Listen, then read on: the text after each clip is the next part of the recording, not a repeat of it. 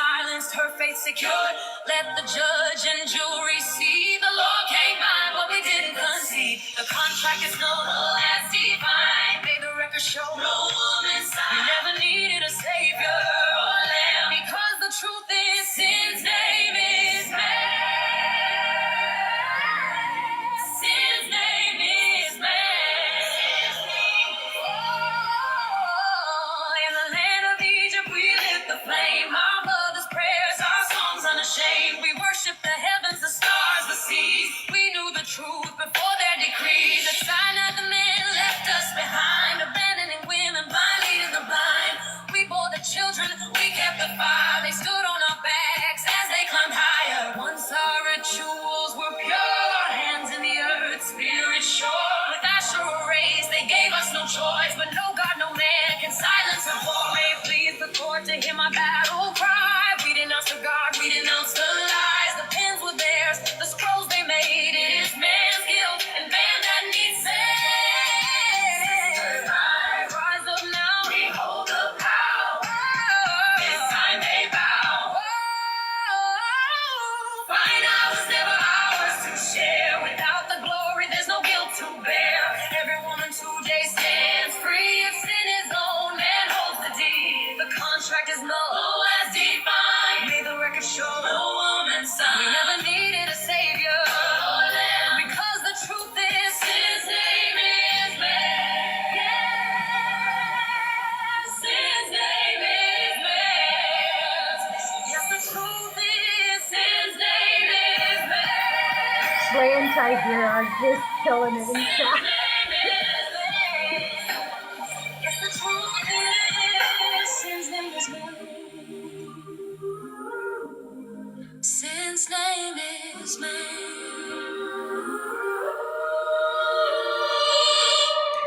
I see a lot of yappers in chat, but they don't want to come up and talk today. If God isn't useless, just come up and talk to us about what God does that's useful.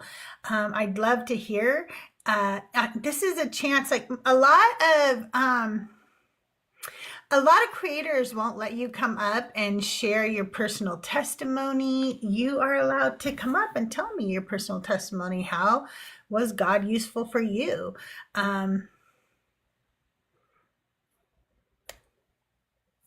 You know, it's rare when someone sees the real you. I don't even know what that means. People see the real me every fucking day on here. What are you talking about?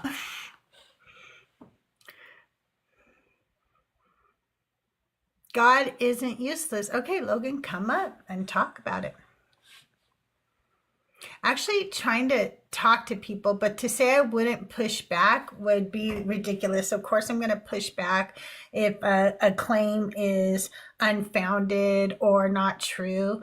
But like yesterday, we had an amazing conversation with a Christian man who just, shared with us his thoughts and asked us our thoughts, and it was a mutual exchange.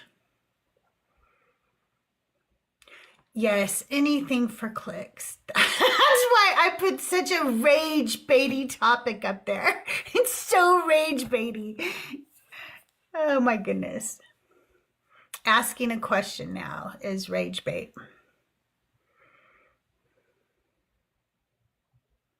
Yeah, you should see what the churches will do for $1. Y'all always complain that people are on TikTok and YouTube and stuff, and they're just trying to make a little money to feed their family. But your mega church pastors driving around in Rolls Royces, dressed with Louis Vuitton and stuff, you're cool with pouring money in there, huh? You're all good with that.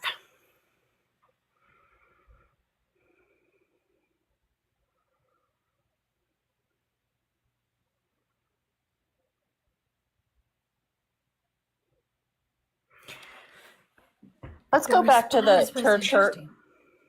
Yeah, let's go back to the church hurt.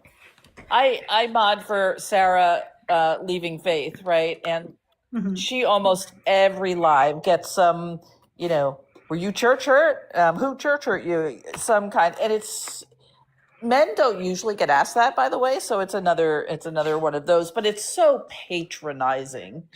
And you were talking, Crystal, about how there's just this assumption that we couldn't have come to deconstruction through critical thinking. And that's where the church hurt. And frankly, I was church hurt, but that wasn't the whole of my story, right? But just the assumption that there's no way we could have gotten there through our intellect. And then if they in any way intuit that was part of it, then we get the lean not on your own understanding. Right? Yeah, we do get that. Yep. And the thing is, I've talked about this before. I was church hurt, but not in the way that people think. Nobody did something at the church to hurt me. What hurt me was when I realized I actually believed and the people in the church did not. I believed that if two or more were gathered in his name, there he was also, and that a miracle would happen. But I quickly learned they don't believe that. None of them believe that. They think if it will happen, it will happen. Okay, so big whoop. I mean, then what? That's nothing then. That's literally no power in that God whatsoever. That's why I want to know, is he useless? Because they make excuses for why prayers don't work every single day. But they're never willing to show that it does work. They only, I prayed and my grandma was healed of cancer. Did anybody else in your family die of cancer? Oh yeah, several people have died from cancer in my family. Oh well, you didn't heal them. So it's just a crapshoot. Doesn't mean anything. He doesn't do anything.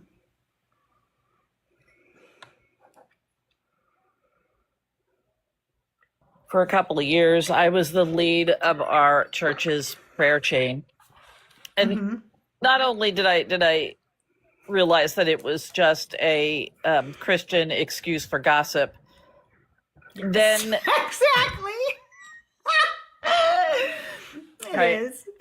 Yeah, but the selective answering of prayer and the selective bias or confirmation bias of answered prayer that emerged from that process was just so blatant. Yeah. And then the pretzels in which people had to twist themselves to reduce the distress associated with it if they looked at it accurately. It wasn't a church hurt so much as a and then if you called anybody on any of that, they would, we are sinful. We were born sinful, and humans are humans. And it was just this load of BS. It's always an excuse. There's always an excuse. I've talked about this before. Towards the end of I didn't actually stop believing in God right away. I stopped going to the church I was going to, and then slowly that's when I started having more and more critical thought about the whole story. I stopped going to the church first, though, because of a series of events, but one of them in which the whole church was called to hold a prayer vigil in order to pick a new youth pastor. At the time, I was the interim youth pastor. I knew that they were looking to hire somebody else. I knew exactly what they wanted. They wanted a young family man, and I was not. I was a young family woman. And so we all prayed. Andrew, if you can mute while I finish speaking, please. Jesus is king. Okay, that's cute. Was that your whole message? You didn't want to have a conversation, I guess? You can go back down into the comments. So if you haven't had a prayer vigil before, it's where everybody fasts and prays for 24 hours, and you pray about something. And after, you pray, God is supposed to obviously answer that, right? And we're praying for a new youth pastor. We have put ads out everywhere. Nobody has applied. We've let churches know in the area. We've let everybody know that we're trying to hire somebody for this youth pastor position. And after the prayer vigil, there was one name. And I was like, that is so damn amazing. We all prayed. We all fasted. We did everything that God would want us to do. And he gave us a very clear, concise answer. And they didn't hire him because it didn't fit their bill. It wasn't what they were looking for. And that was one of the times I realized these people do not fucking believe what I believe. And am I like stupid? That's when I started going like, wait a minute. Am I believing something that is ridiculous? You know what I mean? Like that just made me like, what is going on? Why am I the only one who thought that was God's answer to prayer? It was just one of many times they let me down at not being good enough believers. Okay, Andrew, I'm going to bring you back up. You're going to need to tell me your age and your religion when you come up. I'm sorry. I'm muting my mic right now, ma'am. I'm sorry. No, go ahead. I'm not talking right now. Go ahead and tell me your age and your religion. I'm 35 and I love Jesus. All right. So today we're just talking about if God is useful at all. I hear a lot of excuses why he doesn't answer people's prayers, but I don't really see God doing anything without a human involved. Exactly. You have to have a human involved that wants God's heart. And then it works. So he's useless? No, it depends on how you look at it and the way that you choose in life and how you walk and think and, do everything. Your rituals, But that's not biblical. Well, why is it not biblical? Because Jesus said that anything you ask in his name, he would give it to you and he would do it for you so that the God might be glorified. And he doesn't do that. He doesn't do anything. Well, I mean, it all depends on how you look at it. So, like, time is a very good way to show action and that God's working in your life, wouldn't you say? Wait, what? I'm sorry, repeat that again. Time is a very good way to show and reveal God is working in your life. So it's God's timing that we don't really understand, right? Because God is going to give us whenever he's ready to give it to us. We can't just demand cookies when we don't even have the chips. Why? One of them. Why? Well, has it ever worked for you? No, because he's not real. No, I'm saying, have you ever gotten cookies? I was a Christian for 40 years, and I was promised that where two or more are gathered in his name, there he is also. That if I ask anything in his name, he would give it to me so that his Father may be glorified. And he couldn't provide the simplest of things. Anything that was provided by me or by people like me. If there was a healing, it was a doctor. If there was somebody who needed fed, well, my hard work paid for the money to go buy the food. God didn't provide anything.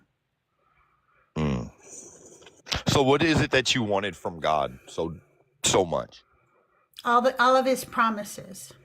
Which are what? That he would take care of me like he takes care of birds. He didn't do that. Okay. Well, I mean, I did it. My husband did it. My children did it. My parents did it. But God didn't do anything. But that's all a reflection of God working in your life. No, it's not. You're just saying that to give God credit for something we did. I'm not letting you give credit to God for something I did. He did not get the fuck up out of bed every day and go to work. I fucking did that. He did not do that. He's not the one who put in the hours. He's not the one who went to work when she was sick just so she could feed her child when she was a single mom after her husband was dead. He didn't do shit. You have some major trauma. It's okay. God loves you still. Oh my God, really? Is that what you're gonna say? Is No, that you where you're do. gonna go, And I can pumpkin? feel You it. do And too. that's I okay. can feel it from you too, I and it's know. okay I know. too. And guess Who what? touched you? We're going to Who be touched you, okay. pumpkin? Who touched Jesus. you, pumpkin? Jesus. That's really gross. You go have And a that's good the day, difference and between go me and have a you is good he day. actually touched me and you denied him. Bleh. Yeah, Spit you okay. out. Okay. Do you Spit feel you real out. special? No, I feel want to very let you know special? that he still loves you. You should go back. How old are you? You're making Andrew, the wrong how old are choice. you?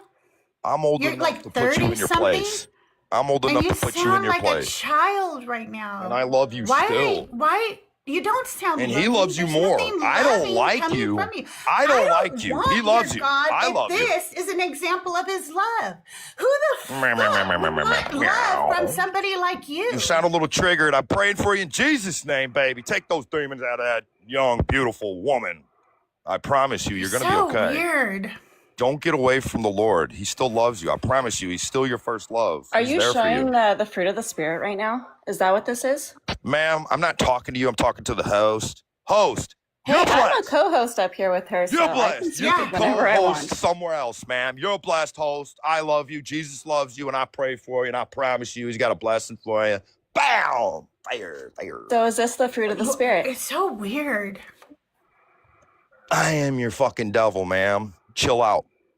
I'm not Andrew, talking to you. What the fuck? Is I'm this, talking to is the this host. the fruit of the Spirit that you're supposed to be Madam, showing to everyone? shut up. The law's fulfilled. You have no power over me, Satan. Get behind me. Host! Really? I'm She has talking no to you, power sweet over cheeks. you? I'm talking to you, sweet Fuck off, cheeks. you Yeah. cunt. There's the power I have over you. Sonny has more power over you. You don't have any power here, bitch. He is not okay. That's he is the not. full display of Christian love right there.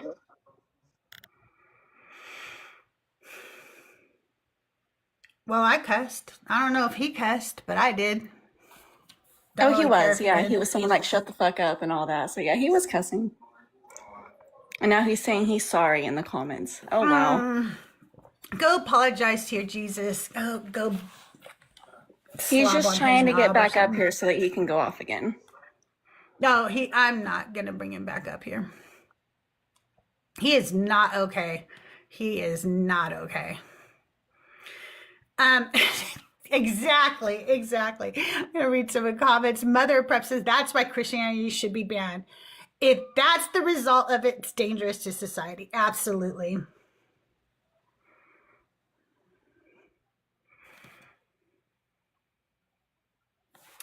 Yeah. I'm not letting you back up, Andrew. The fact that you think that anybody would want to worship your God after what you did, if your God was true right now, he's gonna spit you out of his mouth, vomit you. Yeah. Because that was such a disgusting display of whatever that was, okay? Like, how is he not embarrassed after that? Like, how can you act like a literal toddler and not be embarrassed? I don't know.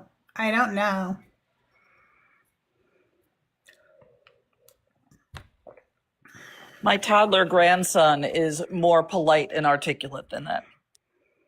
Yeah, I'm holding mine right now, and he's not making a peep, so mine, yeah, doesn't throw tantrums like that either. No, I don't care if you're embarrassed. Sit in your embarrassment. Sit with it. Go think about what you did. Go, okay, wow. She's just talking to me about how she hasn't seen God do those things. And then I completely start just insulting her co-hosts, cussing, acting foolish. And at 39 years old, you were literally acting like a middle school child.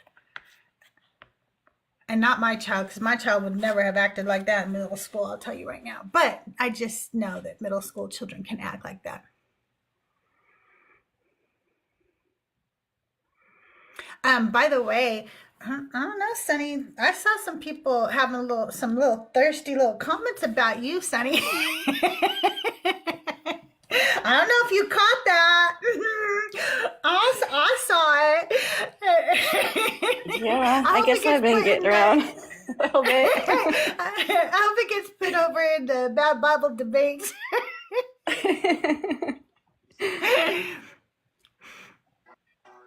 Yeah, I'm sure that has something to do with it.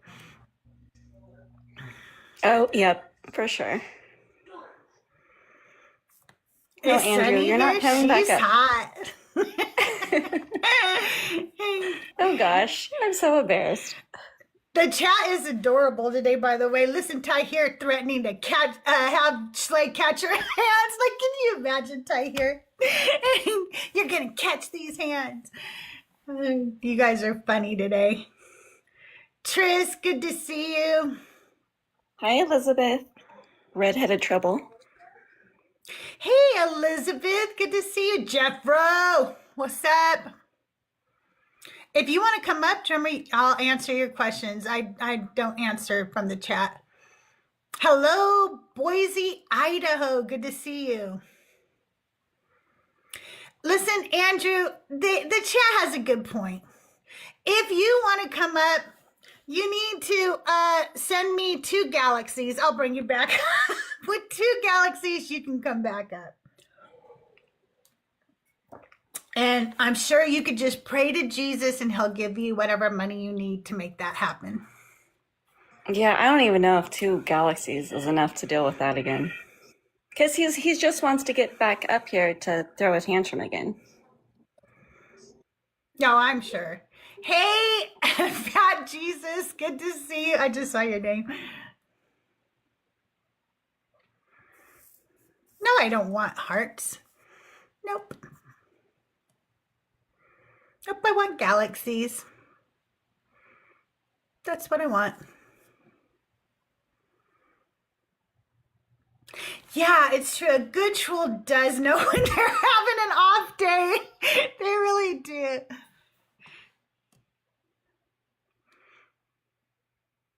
Oh, don't worry. He's not going to end up sending 2 galaxies, you guys. Somebody said 5 galaxies should be fair. Hey, did I get the YouTube going? I think I did. I'm going to go check and make sure I did. It looks like I did. Oh, I did. You can even hear me over there. Hello, YouTube. Martin, Resist, Butter. Good to see you guys. If you are over on the YouTube and you want to talk to us, you have to come over to the TikTok right now. But we're upgrading my equipment. And as we upgrade my equipment, I will eventually be able to make it so you can call in just like Joel does. You'll just use a voice Discord and join me. Chat is wild today. I love Oh, let me in, you succubus co-host. That's how you get up here. I guess. Oh, okay. Well, thank you. This is so I will funny take that as a today. compliment, but thank you.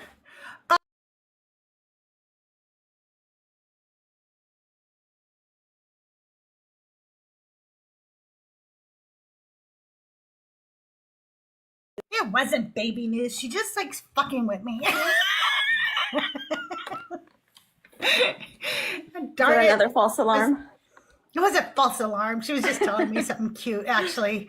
She said she started the text with my child, and I didn't know for sure if it was going to be her baby was coming but it was about my other grandchild. That would be quite the announcement. My child is here. My child is on the way. Yeah. But, knowing her, I don't know what's coming. Dark Knight, if you want to come up, Cyber, I saw you sneak in here. Lathe, welcome in.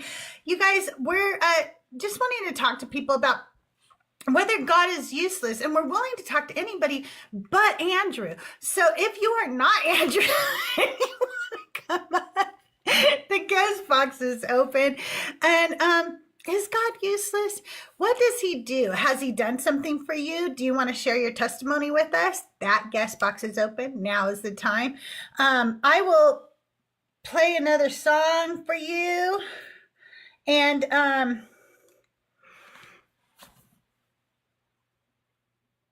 if you are a friendly and you want to come up and say something, say hello. You guys are always welcome to come up and say one thing. It doesn't have to be ass around here. It doesn't. We do that all the time. Drummer, if you don't want to hear the songs, go the fuck away. Because I'm not here for you, okay? I love it that people think calling somebody old is like an insult. It's like, oh no, you Bitch. didn't die. Right? You're still living. Oh my God, you fucking surviving bitch. Why aren't you dead yet? It's so ridiculous. All right, let's keep the beat up a little bit. Let's go with Miss Me Without Misogyny. Oh, I turned my volume down. Have to fix that situation.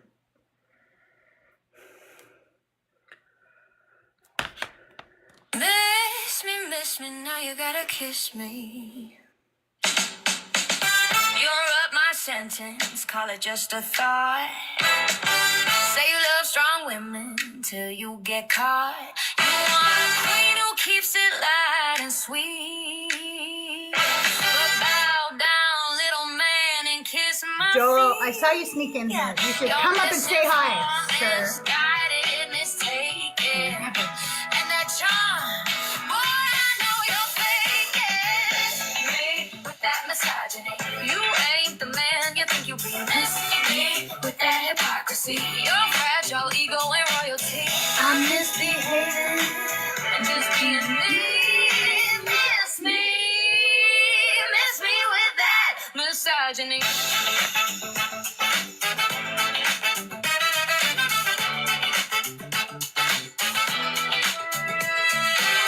You quote some podcast, call it intellect. But all I see is you begging for respect. You rate our bodies, dismiss our brains, then cry not all men again. Miss me with your tone, miss me with your sigh, miss me with your sweetheart. Boy, bye, bye, bye. Miss me with that misogyny. Don't need your fake apology. Miss me, can't you see? I'm a star. You're just an extra baby. Miss me with that misogyny. Misogyny.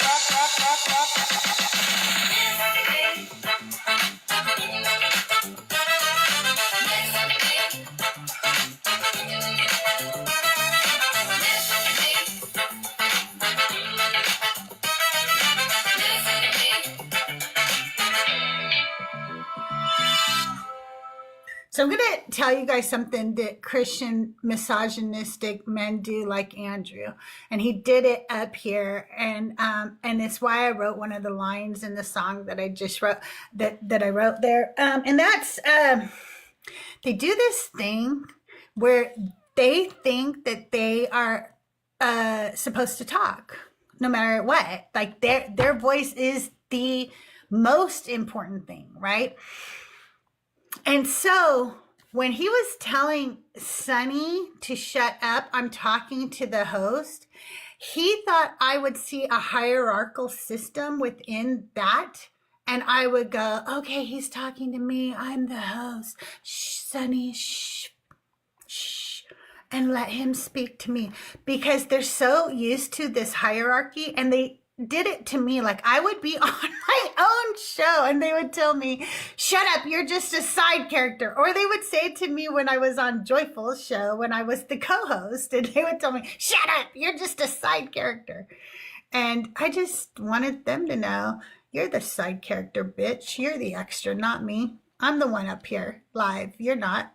And Sunny's the actual co-host. You're not. One time I saw in the comments you had dropped somebody, and he's like, let me back up, but I'll only come up if you stay on mute, Crystal. And it's like, what the hell? This is her show. Right? Like what the the nerve. fuck are you talking about? Like, I am not going to shut up. What the fuck are you talking about? And Sunny's not going to shut the fuck up. But they expect The host, and they do it with men all the time. And let me tell you something, men of the deconstruction community, I gauge what you do when they do that. If they go, tell her to be quiet, I'm trying to talk, and you tell me to be quiet, we have a problem after that.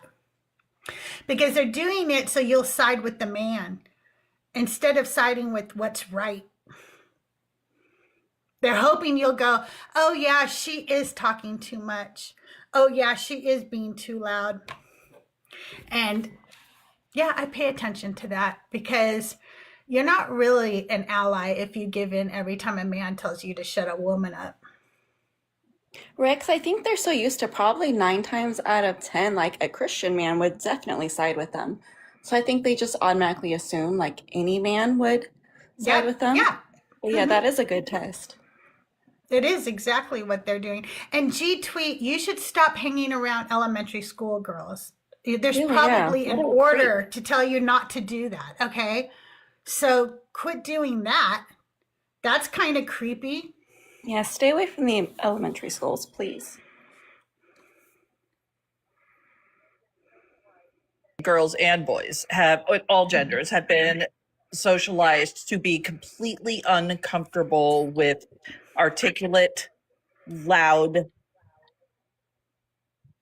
outspoken women. And so until we intentionally challenge and shed that from our default assumption that there's something problematic or something problematic with that, we hang on to it even into deconstruction. We do. And it took a long time for me to realize, like, when I was doing these lives, I used to shut up a lot when the men started talking, and it was a default position of mine, right? And then one day I was like, no, I'm not going to shut up. Like, as a matter of fact, like, I am not going to shut up. Like, I will do anything but shut up. And then I got so much hate because of that, by the way. Because I would be like, oh, if you keep talking, I'm going to keep talking until you shut up so I can finish what I was saying. But the problem is when you have ADHD, sometimes by the time you get in one of those little verbal fisticuffs, you forget what the fuck you were originally trying to say. So I would be like, I'm going to keep talking. And then I would think, oh shit, what was my original point after all of this fighting for the mic? What was I going to say? I hate when that happens. You just have to keep talking about nothing because you're not going to let them win. Exactly. They're not going to talk let over you. Win. God damn you, you are not talking. I will bring up my grocery list if I have to. I don't know. I just, oh my God. People are so ridiculous. I'd like to know your credentials to make that statement. Also, back to the original topic of if many of us are in other lives, and if the main host is male, you will rarely hear somebody tell that male host to shut up. You will hear variations of, give me a chance. Hey, why can't I have a turn? Hey, why do you keep muting me? But they will rarely say shut up to them. They will say shut up to women. All the time. I've been told shut up so many I can't times, think of the last time I heard somebody tell Justin, for example, to shut up. Or Dark Knight, or Joel, or Mezzo, or name one, or Trust But Verify, right? They don't tell them to shut up, but they will tell women to shut up. Yep. And G Tweet, I am waiting for your credentials. G Tweet, I don't even think he has actual credentials to be a Christian. I think he got his baptism paper out of a cereal box, personally. And G Tweet, just so you know, the doctor in front of Dr. Joe is not just decoration. Yes, Joel does say shut the fuck up. Joel does say shut Oh yeah, Joel says that a lot.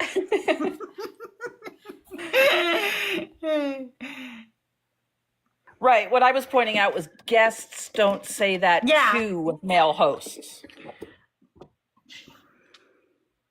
No, men have very high tolerance for other men, but as soon as a woman like speaks in a stern voice or has a slight emotion, then they're told they're overreacting, or they just need to shut up, or they're all of a sudden a bitch, or no matter what they're saying, if their tone changes, then men cannot like tolerate it at all. And that's what happened with Andrew. He was like, oh, you got triggered because I mentioned my ex-husband. Oh, you got triggered. Bitch. My ex-husband was so long ago and he's dead. It's not something I'm triggered about. I was just bringing up something that happened to me. But the fact that you think a woman can't talk without having emotion or something, give me a break.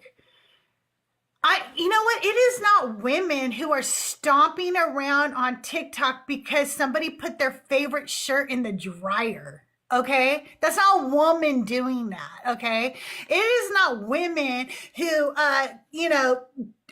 sit there and complain because somebody didn't smile at them on the fucking trail. Okay? Those are men with tiny little egos who can't fucking handle their little fragile ego, and they can't handle it. So they stomp, they have temper tantrums, they complain, they cry, they whine. It's not women doing that. It's men. And you can't handle it when we actually want to have a fucking emotion too. Because your mama's told you yours was the only emotion that mattered.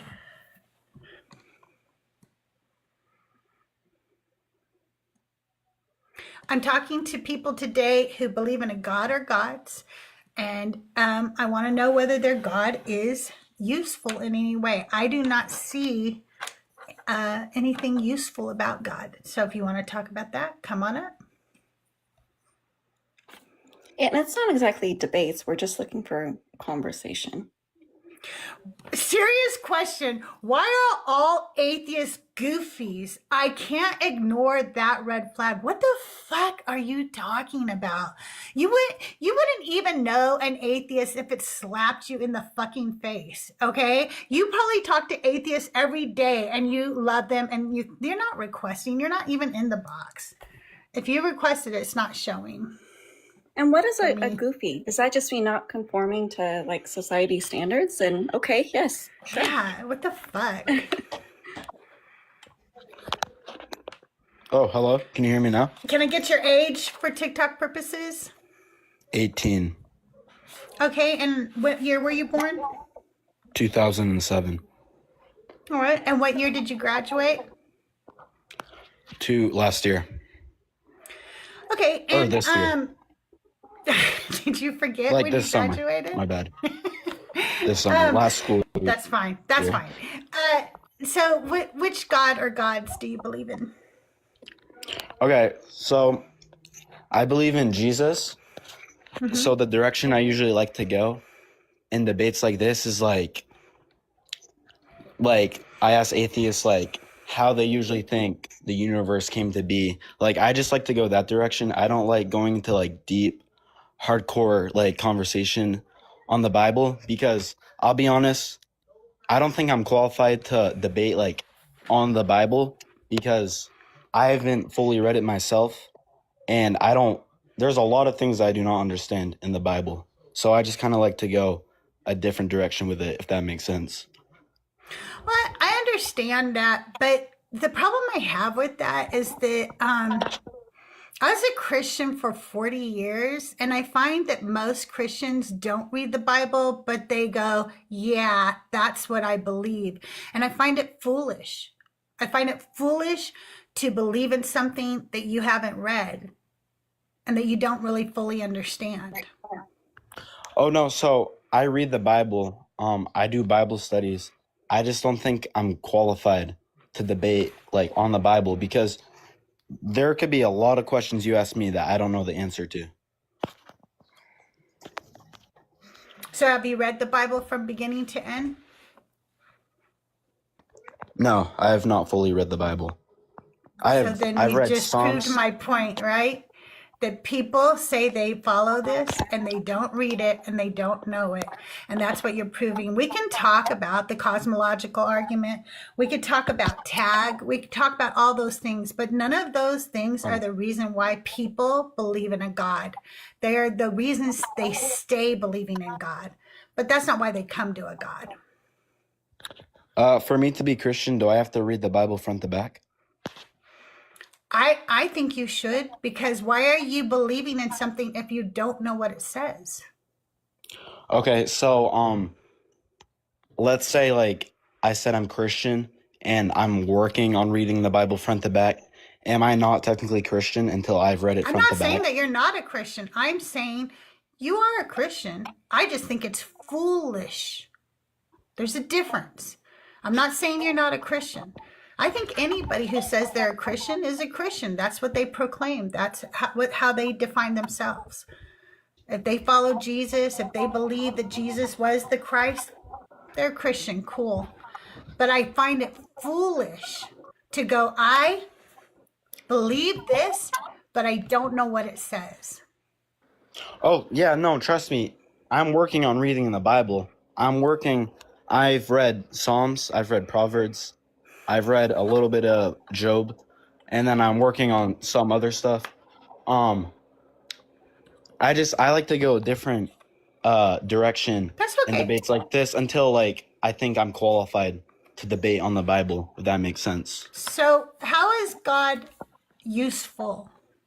How is Because I God think he's useless. Okay, why's that? Because he makes claims in the Bible and he doesn't do them. Okay, gotcha. So, like I just said, I don't think I'm qualified to debate on the Bible, so I don't want to go that direction with it. Like I said, I said, we can go whatever direction you want, but you got to start. I can't Okay. do the whole conversation course. for you. So, are you atheist, agnostic? I am what's called an ig-theist with an I. Means that I don't think that people can define what a God is, let alone who God is. So I see no reason to believe in a God. Okay. How do you think the universe came into existence? And then we can just kind of work off that. I don't believe the universe came into existence. I believe that space, time, and matter have always existed in some form, and it just evolves. So you don't think there was a beginning? No, I do not believe there was a beginning. There is a beginning to our known universe that we have today, but there was not a beginning to all space, time, and matter. It has always existed. Okay, so how would you explain something like, do you believe life comes from non-life? And if so, how would you explain that? I believe in abiogenesis. Yes, I do believe in abiogenesis. All right, could you go ahead and explain that for me? No, because I'm not a biologist by any sense of the imagination, but I do know that we have the building blocks out there, that we have seen, that we are really close to being able to show how it was done. And in the grand scheme of things, doesn't really matter to me. I don't know if we'll ever answer that question while I'm alive or not. What I do know is we will never know where everything came from while I'm still alive. And because I'm not ever going to know the answer to that, I find that it's just useless to even worry about it. Okay. And Thomas, that's like not really the topic that we're discussing today. We want to know like how you see God useful in your life. That's kind of what we're looking for. Well, I did tell him he could go down this line of questioning for a little bit. So I'm going to give it to him because I want to know like what he's, how this brings him to God. Okay, so the way I see it, I mean, none of us knows how the universe came into existence, if there's like a cycle or not. So for me, I rather put my trust, faith, and belief in a God than like something else, like from something like the Big Bang Theory or whatever other things out there what people believe. Why do I pick God? Why wouldn't the truth matter more than just feeling comfortable? Why would it? Can you repeat that? Yeah. Why wouldn't the truth matter more than you feeling comfortable about the answer? Can you clarify that? Like, what do you mean? Yeah. If the truth is that space, time, and matter has existed for eternity and that a God didn't create it, you just said that you would rather believe that a God did it. That is just a choice you're making. I'm not making a choice. I am not convinced in a God because there's no evidence for one. I am more convinced in what science has shown me because they back up what they say with evidence. You, on the other hand, are saying, I just feel more comfortable in believing in a God. And I'm asking you, why does your comfort matter more than the truth? Like I said, no one knows the truth on how the universe came into existence or what the cause was. So I'm looking at it. I'm like, what do I want to put my faith in? So, like I'm saying, I would want to put it in God out of all things, out of all theories. But you haven't even studied the theory of where the universe has come from in this science side of it. And you haven't even done your studying on what God says. How did God create the universe? How did God create the universe? Because God is a creator. And as a Christian, like, I believe he created the universe in 7 days. Right, how? From Because nothing? he's God. He can do whatever he So wants. nothing came from nothing? What? No. So again, you don't know how either, right? So you don't know how, I don't know how. And every time that we as humans have looked for an answer to how or why, every single time that we have looked long enough and hard enough, we have found a natural answer. It's never been magical. Excuse It's me never been one second. miraculous. Thomas, you gotta be on mute when she's talking because the feedback is really, really bad. I don't know if you can hear it, Crystal, but it's really bad. sorry. Thank you. I can. It is. So every single time that we have looked for an answer to anything, how volcanoes work, to how our genes work, how anything is, where anything came to be, every single time, the answer has been a natural answer. It's never been supernatural. It's never been a miracle. It's never been magic. And what you're saying right now is you'd rather believe in a magical God who made everything out of nothing, even though that's the claim you guys think, the atheists think, is that we think everything came from nothing. You'd rather think that than to find the actual truth. You can come off mute. Yeah. Okay. So, like I said, I'm just gonna try to like break this all down. I don't think nothing came from nothing. I think something did come from something, and I think God is the ultimate source, and he can do whatever he desires as a creator. What did he make the stuff from? What did he use? I'm saying he's God. He can do whatever he wants. He used nothing, and he made nothing from nothing. And you're lying to yourself when you're saying that's not what you believe. No, but you believe God spoke things into existence from nothing. And then you will claim that non-believers think that things came from nothing. And that's not what we think. That is the cognitive dissonance. Do you know what that means? I'm saying, no, go ahead. Cognitive dissonance is when your brain is kind of competing with two different thoughts that don't align. You cannot say to me that you don't believe nothing came from nothing and then tell me that a God made everything from nothing. But I'm saying God is a creator, so he can create things into what he wants. I'm a creator too. By the way, I write poetry, I do art, and I have to have something. I cannot go poof. There is an entire poem written right there for everybody. No, it has to come from something, whether it's my notepad, whether it's a pen and paper, and my brain, something comes from something. You're saying God took nothing and made something.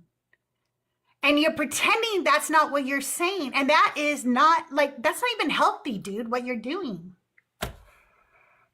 So, and I think I can just kind of flip the question back at you. Like, whatever your beliefs are, how did those come to be? Like, I already answered this question. Do you not remember what I said?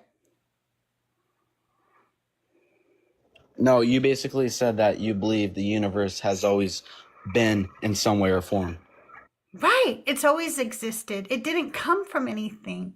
It's always existed in some form, and it evolved throughout time. Time, space, and matter cannot be created, nor can it be destroyed in a closed system. That is one of the laws of thermodynamics. And because of that, I believe it always existed in some form. Will I ever know exactly everything about that? No, I won't. But what I know is matter, space, and time cannot be created nor destroyed. Yeah, okay, gotcha. So, like, I mean, I'm just looking at things like around me, like design, purpose, love, emotion. Like, I am not convinced yet that all of this has always been, or there was like some natural, like, non-living natural cause. Like, I'm saying that I truly believe that, like, emotion, design, purpose, all of that, I truly believe comes from like an ultimate source, which is God. And I'm saying a creator doesn't need creations to create. A creator can create whatever he wants because he is the creator. A creator doesn't need other things. That's just a claim you're making. Yeah, you're just making a claim. That's some kind of thing you made up in your head. Like, okay, so this God is it's a thing, but it's not a thing. It's a mind, but it's not a mind.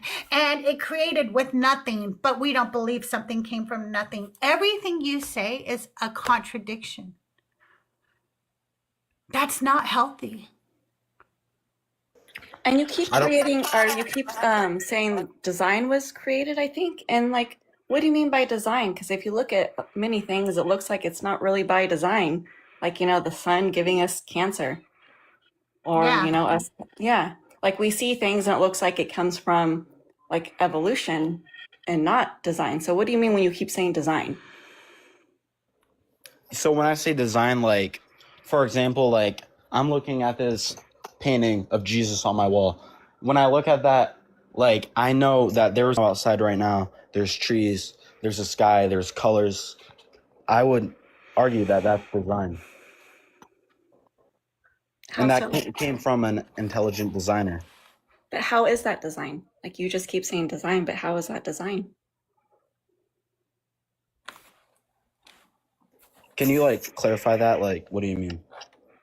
Well, you're calling it design. I'll be right back, Sunny. Keep this going. Okay. I'll be right back, okay? You keep saying it's designed, but like why are you calling it designed? Like what is making you determine that it was designed? And hello, Shadow Slaves. You can join in if you would like. How do you see it? I kind of have a few questions that I don't want to interrupt. Just let me know when I can. If you're on topic, you can go right ahead. Absolutely. What's your name? Thomas. Yes, sir. Infinite. What was that? Repeat that. Or is time infinite? Is time infinite? I think there is a creator outside of time and matter. Okay, well, that's kind of a outside of time, space, and matter is non-existent. Right? There's no way for me to know something that's outside of space and reality. I don't think anyone can know that. So if you could just answer my question, do you think time is infinite? No, I would say I think there was a beginning and there's gonna be an end for time in this universe. Okay, what's your justification for when it's going to end? My what? Sorry. And can you clarify that? So let me put it this way. When you're saying things like God can do whatever he wants, what's the grounding for that? Like, what's the reasoning behind it? You need to ground it. Like, what's the justification? What's the origin for that idea? Go ahead. Because I think God is the ultimate source, and I think Okay, so you're everything. So you're thinking of these things. Okay. So like I said, I think like an ultimate source, a God that is creator of everything. I think he can do whatever he wants.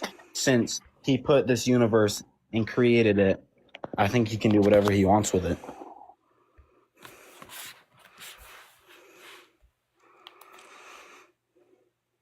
So you It believe sounds in like the divine command theory, basically? yeah. It seems like the grounding for that thought process is your mind, your opinion. I mean, yeah, I mean, a lot of other people also have that opinion, just like you have your opinions. We all have opinions, so I don't know what you're trying to get But at. I ground mine in evidence and facts. I don't ground my opinions based, and if I do, I will just tell you this is simply no grounding for it whatsoever. But what you're saying is that if I create something, then I can just unalive it if I want to. So can I do that with my children? I'm sorry, what did you say?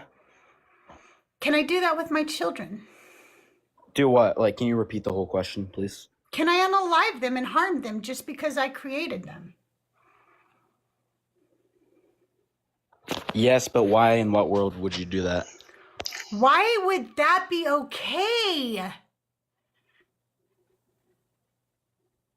You think that somebody who creates something automatically has agency over the sentient life? What are you talking about? You said that because I gave, well, not, you didn't say this word for word, but you said if you gave birth to your children, that means you can alive them. Anybody can do any of that, but why would we? I'm saying, does it give me the right, just like you said, God has the right? I'm asking about the right. Of course, I'm capable. I'm asking about the right. I'm saying God has the right to do anything, but he would not. And I'm asking you, do I have the right? Ma'am, we have the right to do anything, but we No, have a choice we between don't. good and bad. We don't have the right to do anything, sir. Oh, really? Do you have the... No, you don't. Just because you can make bad choices doesn't mean it's your right. It is not your right to harm somebody else. It is not your right to do that, sir. I hate to tell you that, and I know you're only 18, but I need you to really think clearly about that. It is not your right, sir. We have the freedom to do whatever we want. So You I'm don't saying, understand what rights are. You don't understand what rights are. obviously, do I have the choice to go out and kill someone if I wanted to? That's not what I said. Of course I could do that. You don't understand the difference between that? capable and having a right to do something, sir.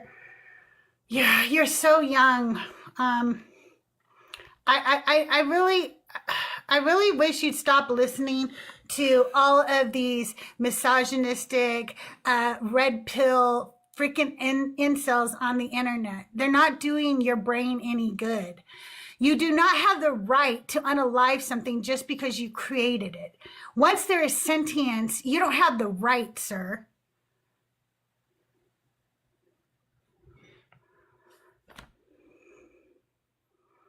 And no, I'm not saying I would want to do that or that you should do that.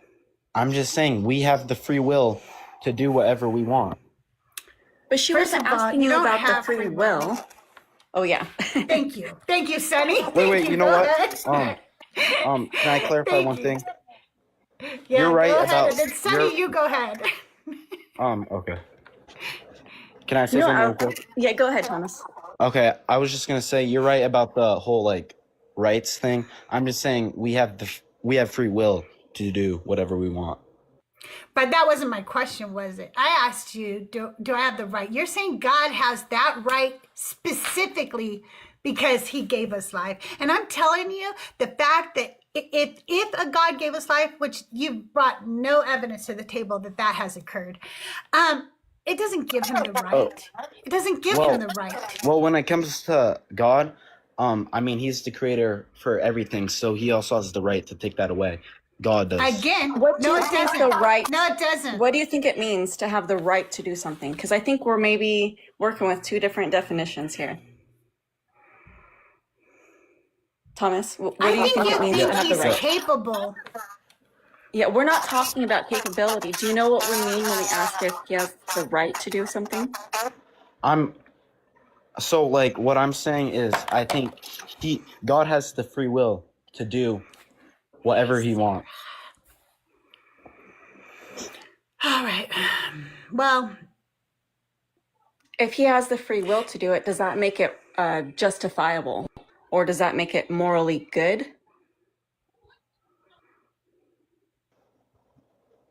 No, because he would not do that. okay. So first of all, I need you to know something. You really haven't read this. And to tell us he wouldn't do bad things is very, very ignorant. I can pick any color you want from my book here. Pick any color tab you'd like, and I'll show you something atrocious your God did, where he demands that people grape women. He demands for women to be burned alive. He demands for children to be slaughtered. He demands for G-side. Your God, you don't know him because you haven't read this book. So to say your God wouldn't tell you to do something wrong is absolutely not knowing the character of your God. So yeah, if you have questions like that within your Bible, I'm not a qualified pastor. I would say I if know you you're have any not. And I'm questions going like to drop that, you down, and I don't have questions because I read and studied the Bible. And you haven't, and you're very young, and you're just falling for all the stuff your pastor is telling you instead of looking at it at all on your own. We have another guest coming up. That one, can I get your age for TikTok purposes? I'm 43. All right, and are you a Christian or a believer of the God of the Bible? I am a Christian, but over the time, I don't believe in the Bible like that. I believe more in my spirituality. But I am a Christian. Okay. I believe in God and Jesus and the Holy Spirit. It's just the Bible, I don't believe it. Just because of this. It's been written So so many times why do you by believe in man. this God? Why do you believe in this God then? Why do you know it's this God, Jesus, and not a different God? Because technically, I basically seen them. You know, I've been through many things. The one thing I went through back in 2003, I was shot. One time, the bullet went through my pelvis, in and out. It damaged so much of my body. I had to get an amputation. I had to get a Whipple dead. I had to get all this stuff dead. And while doing that, surgery and stuff like that, I was under an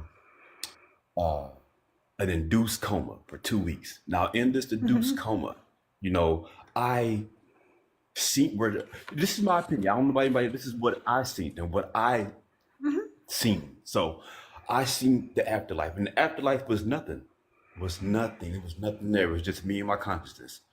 You know, and I didn't even know how long I was in this coma, but I knew that I was there and I was conscious, but it was nothing around. But coming back, I heard, you know, people calling me and stuff like that. And I seen, like, I remember this like it's clear that I seen this light and it took me back. And then ever since then, I just knew that God was real. I just knew, I thought that this is my opinion. I just I knew he understand. was real because he saved me. And it's not the first time he saved me. You know, it's been other things over the years that I went to had the same experience. Like back in 2019, my lung collapsed. Just out of nowhere, my lung collapsed. Had to go get surgery on it. And at the time I had to go get surgery, I remember being in surgery, being under again. I had the same feeling, that same place I was at back in 2003. And I just knew that God continued to watch over me, and like He's doing right now. I've been, and don't get me wrong, my So problems ain't worth. why are you so special? What did you do to change the world after God brought you back twice? Ma'am, did you? What? See, before you interrupt me, I was saying. Why are you yelling at me?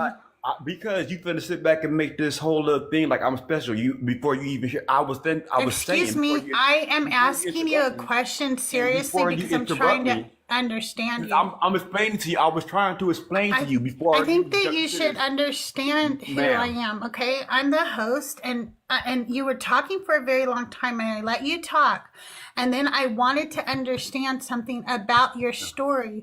So I asked a question. So you asked the question, but you let me finish. I really think you need to understand who the host is of this ma'am, you asked me a question. And when I mute you, you should stay muted out of respect and let me finish. And if you can't do that, then you can go back down to the chat, because I simply wanted to ask a question.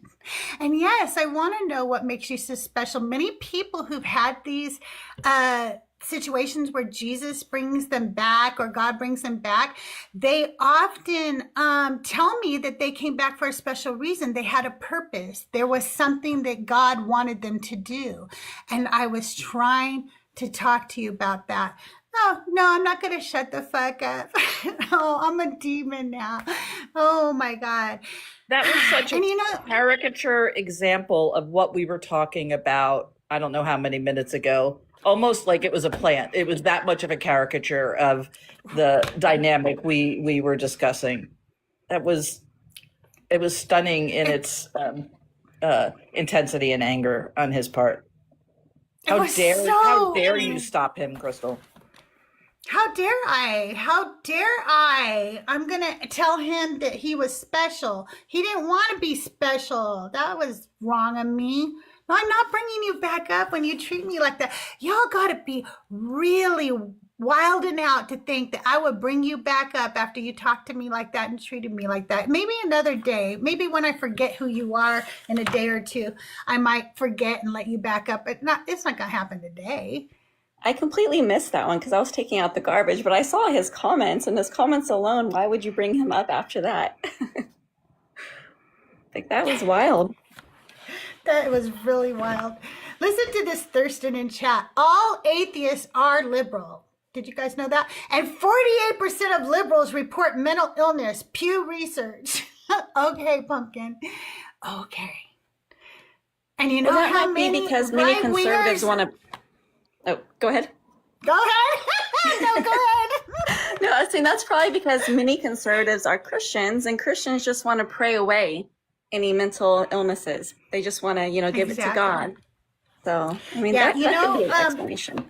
Right-wing Christians don't report their mental illnesses like they should. They don't go get help for them.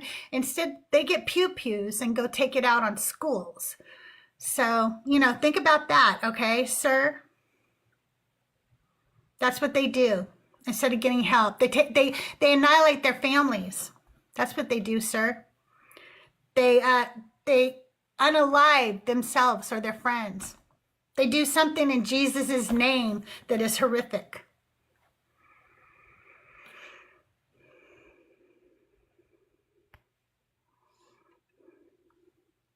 All right, let's bring up Dave.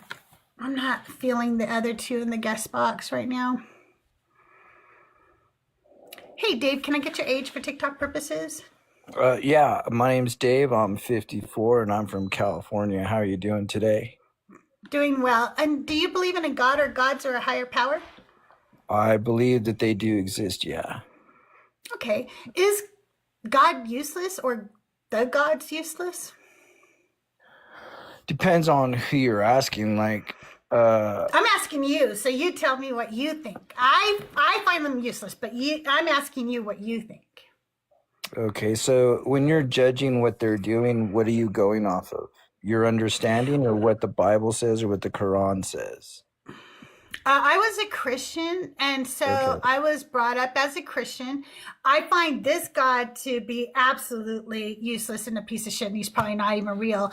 But so far, any of the other gods that I've been introduced to, either they've been introduced to me as they were always human, they just had like some kind of supernatural abilities and they don't really exist anymore or do anything, or they tell me other incredible things like from the Quran, and that you can't prove that either. So none of it seems real to me. It seems like he's useless. When hungry people get fed, we feed them. When there's a problem, humans fix it. I don't see this God or gods doing anything. Right, but you have to understand, like, these gods, let's just say the God of Islam and the God of the Bible, right? Both of them are offering you life after you pass away.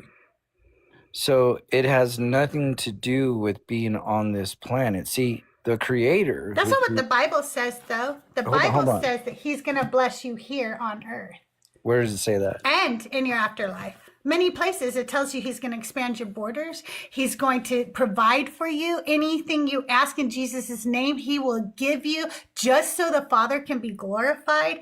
He tells you over and over again, he's going to take care of you right here on this earth. And then he's also going to take care of you in the hereafter. Yeah, to my knowledge, everything that he's promising you is in his heavenly kingdom. Nope. I So can pull up the passages. that'd be great, because Let me the go on flesh mute right real now, he says not to hang on to the flesh because the flesh is sinful, right? So when you pass away, he takes your spirit, your Paul soul. said that, not Jesus. Paul said Well, that. that's in the Bible, ma'am. And Paul is one of his disciples. Doesn't matter. You got to go by what Jesus or God said, not. Well, Isn't supposedly, Isn't the he's... scripture in which, I think it was red letter, right? Where Jesus said, I came here so that you would have life more abundantly. That was speaking of life in the present on earth. No, he's talking about the abundance of life being in his kingdom. He's offering you salvation. That's his whole purpose of coming here.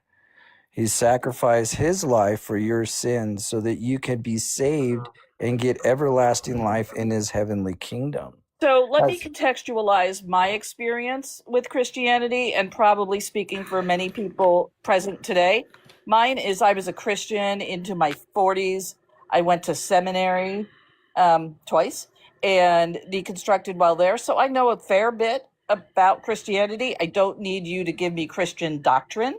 If you'd like to discuss the concepts, we're here for that. But you don't need to But I can disguise read that you and Bible preach to us. verses. I could read you the Bible verses. Deuteronomy 28, 1 through 8.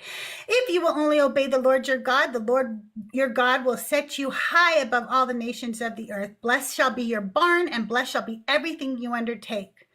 Deuteronomy 8:18. Remember the Lord your God, for Hold it on. is he who gives you power to get wealth. No, I'm going to keep going for a minute because Well, there's wait, a let's lot. just stop with the first one. No, we're Let's... going to keep yeah, going because because there's a lot. I know, And you said but they weren't in there. hold on, And there's hold a on. lot. So when he says in the very first scripture you read, he says he's going to elevate you high above, right? All nations, and blessed shall Right. be your barn. Yes. Your So barn is wait, a hold on. physical fucking barn, dude. He Hold didn't on. talk about spiritual things in Wow, Deuteronomy. lady, your panties are all twisted. Are you on your period right now? What in the fuck did you just say to me? Are you You You're fucking gonna piece love of shit, misogyny. are you on your misogynistic period? piece of shit. You should go do dishes. Fuck off, you fucking little piece of shit misogynist. God damn, what is wrong with these men? Every single Men, time. are you Every fucking time. okay?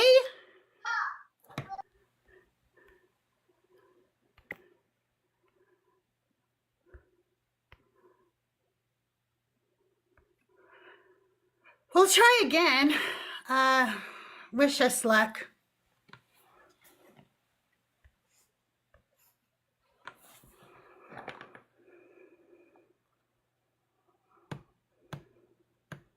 That one must not be loading.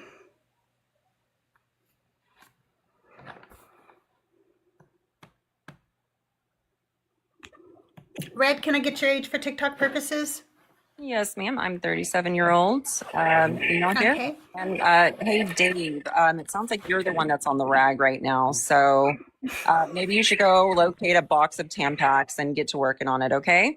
Anyways, definition of delusion is a belief that is not rooted within reality, as in you cannot prove it readily within reality, as in we both can agree that currently you are wearing like a rose gold shade of headphones. We all can agree, right? We all see it. It's there. Yep. Yep, right. So the definition of delusion, again, is a belief that is held that cannot readily be proven within reality. Therefore, all spirituality and all religion is delusional. Okay. And actually, shared delusion is cited in psychology as the least common form of delusional thinking, when in reality, it's actually the most common. Example given. Wow. Religion. Am I right or am I wrong here? Wow. You know, that I never thought about that. Dr. Joe, what do you think about that? What are your thoughts on that? I don't know. She might have stepped away. No, but that makes sense. I work in mental health. So, and I won't go. That makes so much sense. Yes. And I didn't ever think about that.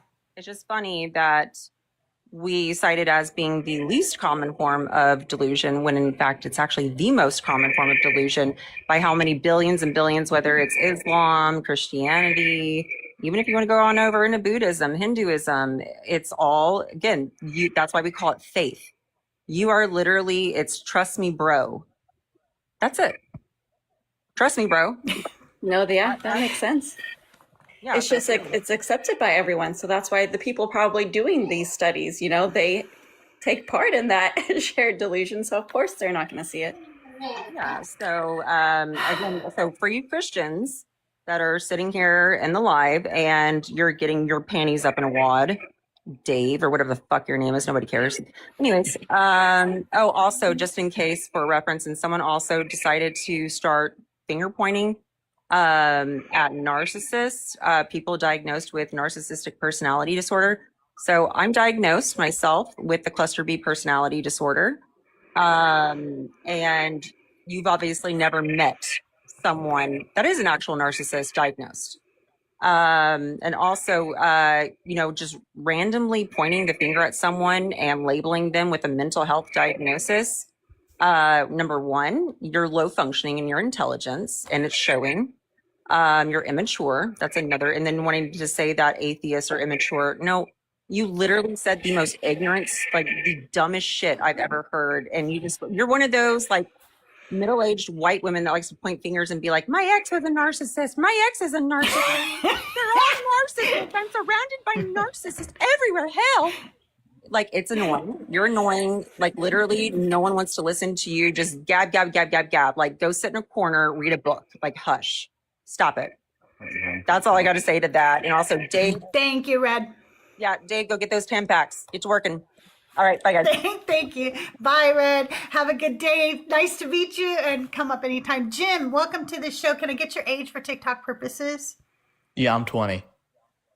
All right. And do you believe in a God or gods or higher power? I do believe in a God. Which but God it depends what you mean by when you say that, What does it mean to you? Well, to believe in something means to place it at the center of your life, right? And for me, I believe that there is a causation, an intelligent mind behind reality.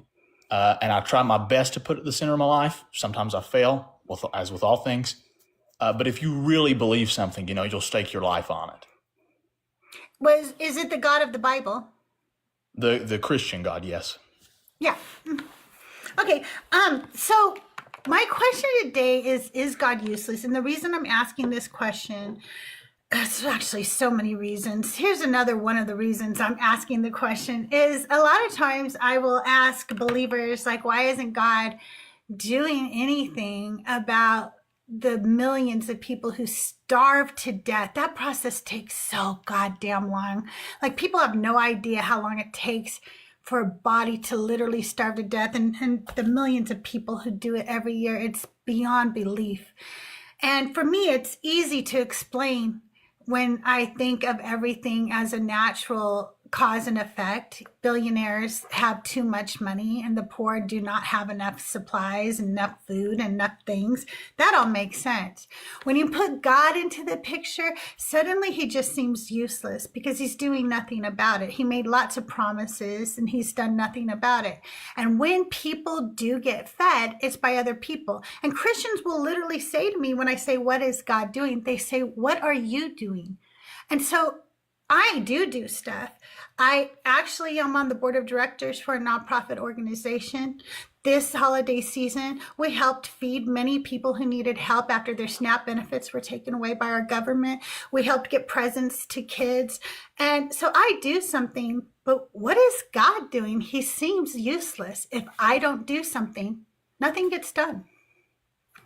Yeah. First of all, I appreciate your rejection of the false premise that, what is God doing? And they ask, what are you doing? It's a deflection.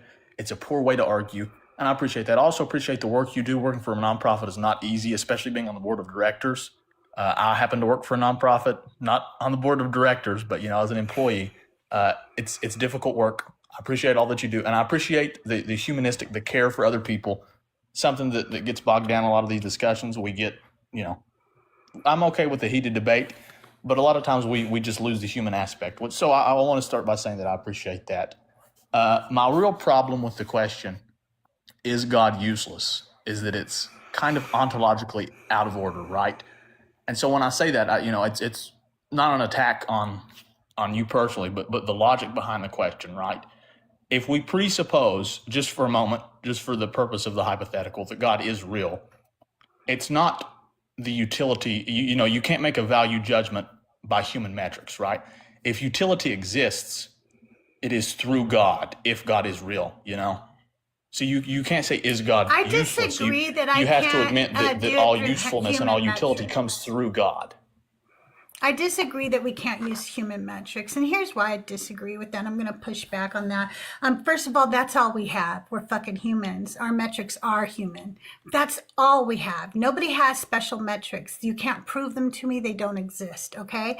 So we, of course, use our human metrics. And if we're made in God's image and he gave us the knowledge of good and evil according to the book, then we have everything we need to be able to make decisions. And so for you to say I can't use human metrics to decide whether this God is useful or not is absolutely ridiculous. But on top of that, he made me promises in this book and he doesn't live up to them. He doesn't live up to any of them, not even close, not even just a little bit. And so I can use his own metrics and say, you still fail. You're still not doing the things you said you do. Well, right. Okay. What I say by we can't use human metrics, right, is you can't physically measure logic, and yet logic exists. We assume logic exists. We operate as if it does. And so we can come to an agreement that logic exists. You can't measure the utility of logic by human metrics. And so when I say you can't really apply the human metric to God, is you can't ask what physical measurable quantity defines God's utility. If we're going to take the assumption of a God, he is the ground of all being, right? And so it's whether he's fulfilling a psychological role or a theological role. You can't just say because he doesn't fulfill XYZ physical roles that he is useless, because according to the Christian faith, number one, he fulfills the role of the creator, right? That is automatic utility. He has created things, right? So in the context of the Christian faith, anything you can't prove, you can't claim utility for him. You can't prove he did that. You have no proof. Well, yes, I'm saying if God exists, you can't prove that he created anything. I want to know what he's doing right now, because his promises to me say, remember the Lord your God, for it is he who gives you power to get wealth. Christians are some of the poorest people in the world. Honor the Lord with your wealth. Then your barns will be filled with plenty and your vats will be bursting with wine. There are so many people who give so much money to the church and they end up destitute when they die. Wealth and riches are in their houses and their righteousness endures forever. We're not seeing this well. We're seeing it for evil billionaires, though. That's where we're seeing it. And that goes a lot more in line with, believing in a secular worldview. For they are life to those who find them and healing to all their flesh. That's bodily healing. We don't see that. For surely I know the plans I have for you, plans for welfare and not harm. I used to say that all the time as a Christian. While I was in the most horrific times of my life, I couldn't understand why God had harmed me when he promised not to. His promises are Why do you empty. think it was God that They're harmed you? meaningless. I mean, with the priest, of course, we're Because I was a arguing from the Christian. hypothetical, right? I was a Christian. I was a Christian. That's why I believed it. Yes, but why was God the subject of your harm, right? Because it's very clear within Scripture that humans are guilty and to blame, right? Humans are the reason the world is sad and messed up. You know, a lot of people like to say that it's Satan, but really, if you look at the origin story, I say it's the sort God, of mythological according to Adam the and story. Eve, right? God leaves the Garden of Eden because he was rejected by humanity. The sin is passed down, and we live in a broken, messed up world because God was rejected. Not quite. So you know, Not if quite I were what to take a happened in knife that and story. stick God myself, didn't leave that garden. God kicked humans out of the garden. God didn't leave that garden. According to y'all, God is everywhere. He can't leave. God is metaphysically separate. You know, God is in heaven, right? The Holy Spirit, we would say, is present on earth, but again, it's metaphysical, beyond physical. God says he was on earth. God said that he was on earth and he spoke face to face with Moses like a friend. Well, no. Remember, whenever Moses speaks to God, God says, "You cannot see me; you'll die." Well, then God's a liar, His and voice, that's he a was omnipresent. contradiction. I'm going to read you the verse right now. I need the Bible verse where God said that he spoke to Moses and Moses face to face like a friend. I think he was talking to Miriam and Aaron at the time he said it. Hi, Crystal. Numbers 12. Hi, Nick. How are you? Numbers 12, 6 through 8. And he said, hear my words. Hear my words. This is God telling you. Listen up. Lock in. Okay? When there are prophets among you, I, the Lord, make myself known to them in visions. I speak to them in dreams. Not so with my servant Moses. He is entrusted with all my house. With him I speak face to face, clearly, not in riddles. And he beholds the form of the Lord. And the Lord right there is Yahweh, because they changed the word to the Lord when they translate it out of reverence. Why then were you not afraid to speak against my servant Moses? So he's telling you right there, Moses saw him face to face. Yeah, well, as an Anglican, we say that's a Christophany, an appearance of Christ in the Old Testament. Well, you can make up whatever you want. It doesn't change. Well, what I don't the words claim say. to be a biblical expert. I don't claim to be definitions. hold on. I don't claim to be a biblical expert by any means. I'm still a very new Christian. I just wanted to address your question, which is in itself self-defeating. Is God useless? If God exists, all utility flows through him. No, that's just a claim. You haven't proven that. All you've said is God can't be useless because he is usefulness in and of itself. While he does nothing. No, usefulness is a reflection of him. Does. No, it isn't. You cannot prove that. It could be a reflectionness of fucking Satan for all we know. You cannot prove that. Yes, You're just but your question is God. Claim.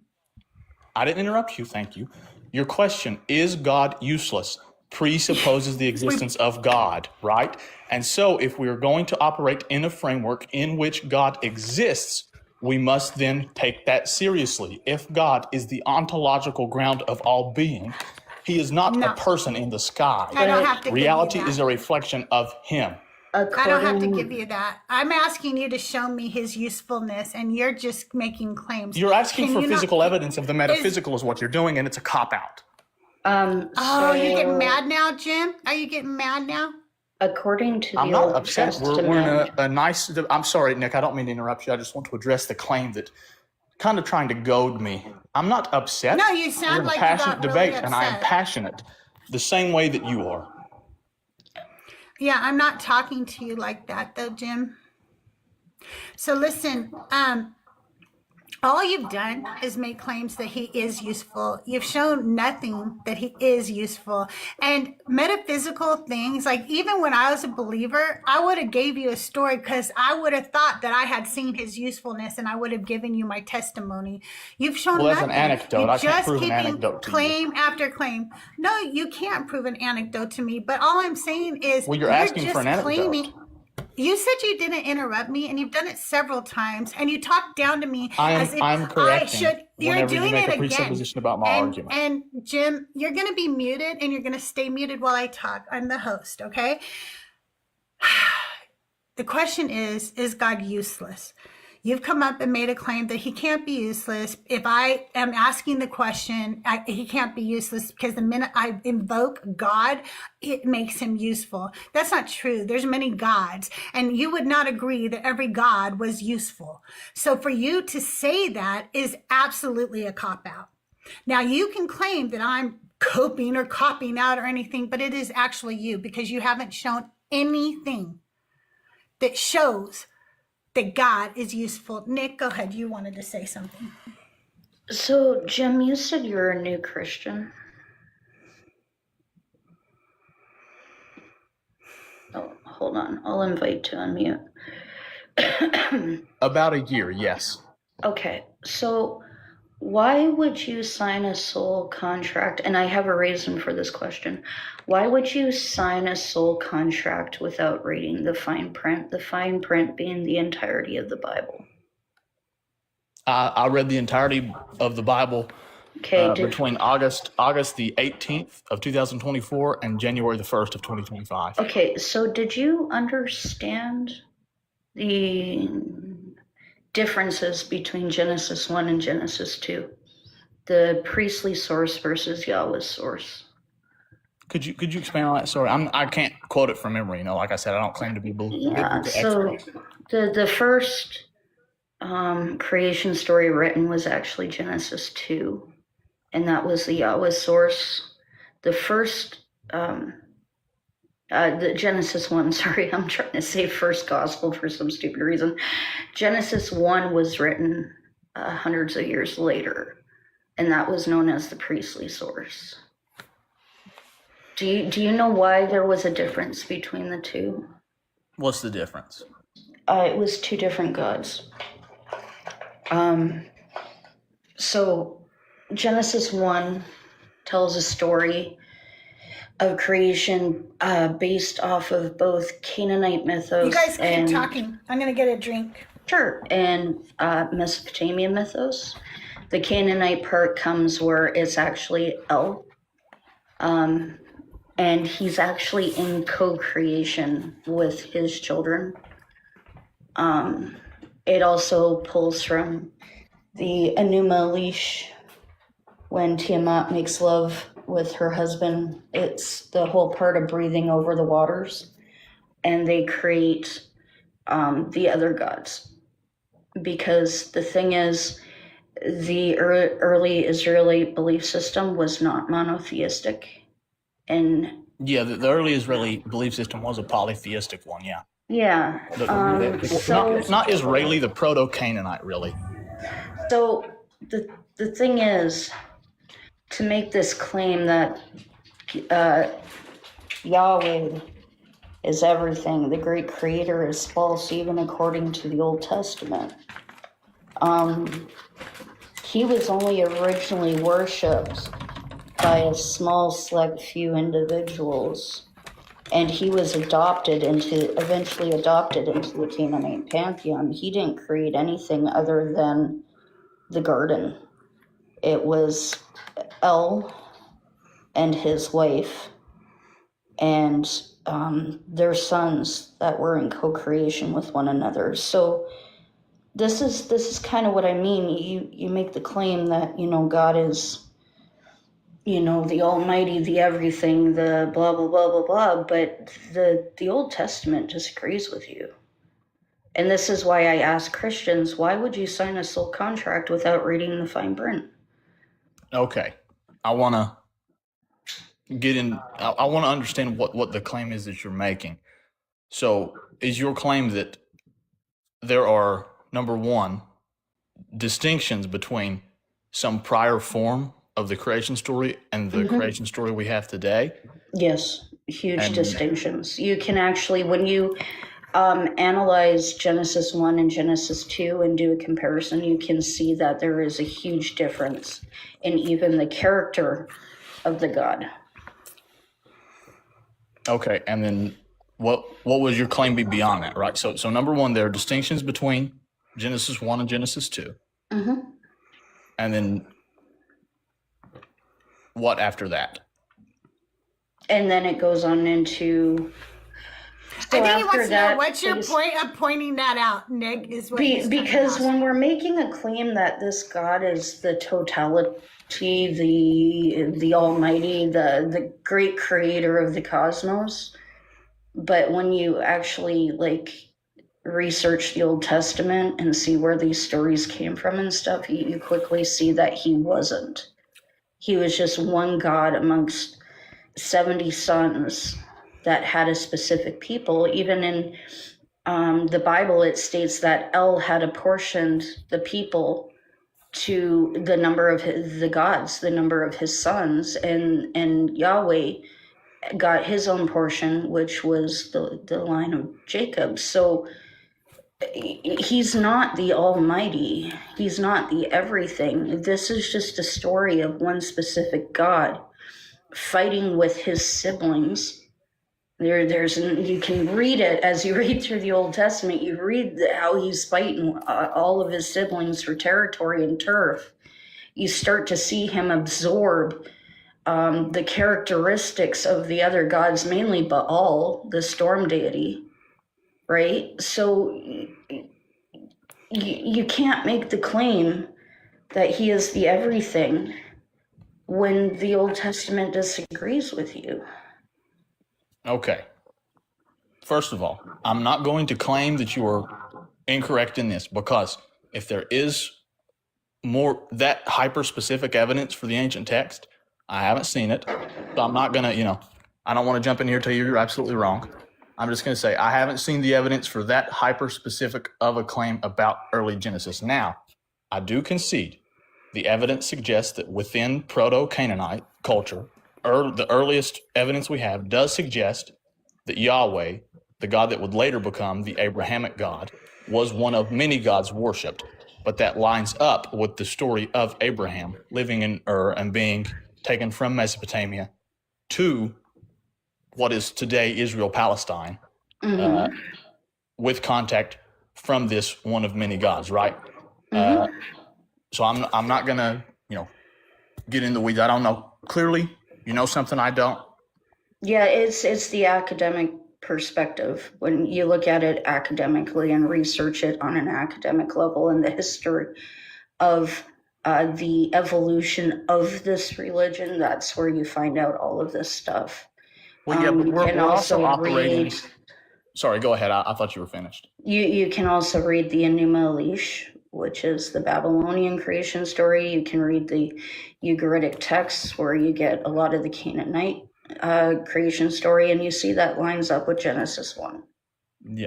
Well, to operate with this degree of certainty for cultures this ancient, because this is greater than 4,000 or 5,000 years prior to what we understand today as really in-depth historians. To speak with that degree of certainty, I'm not so sure about, but I do grant leeway there, and there probably is more to it than I know about the early scripture. But to address your point, when we talk about an omniscient God, right, regardless of what the earliest texts say, regardless of other cultures near them, their myth, right?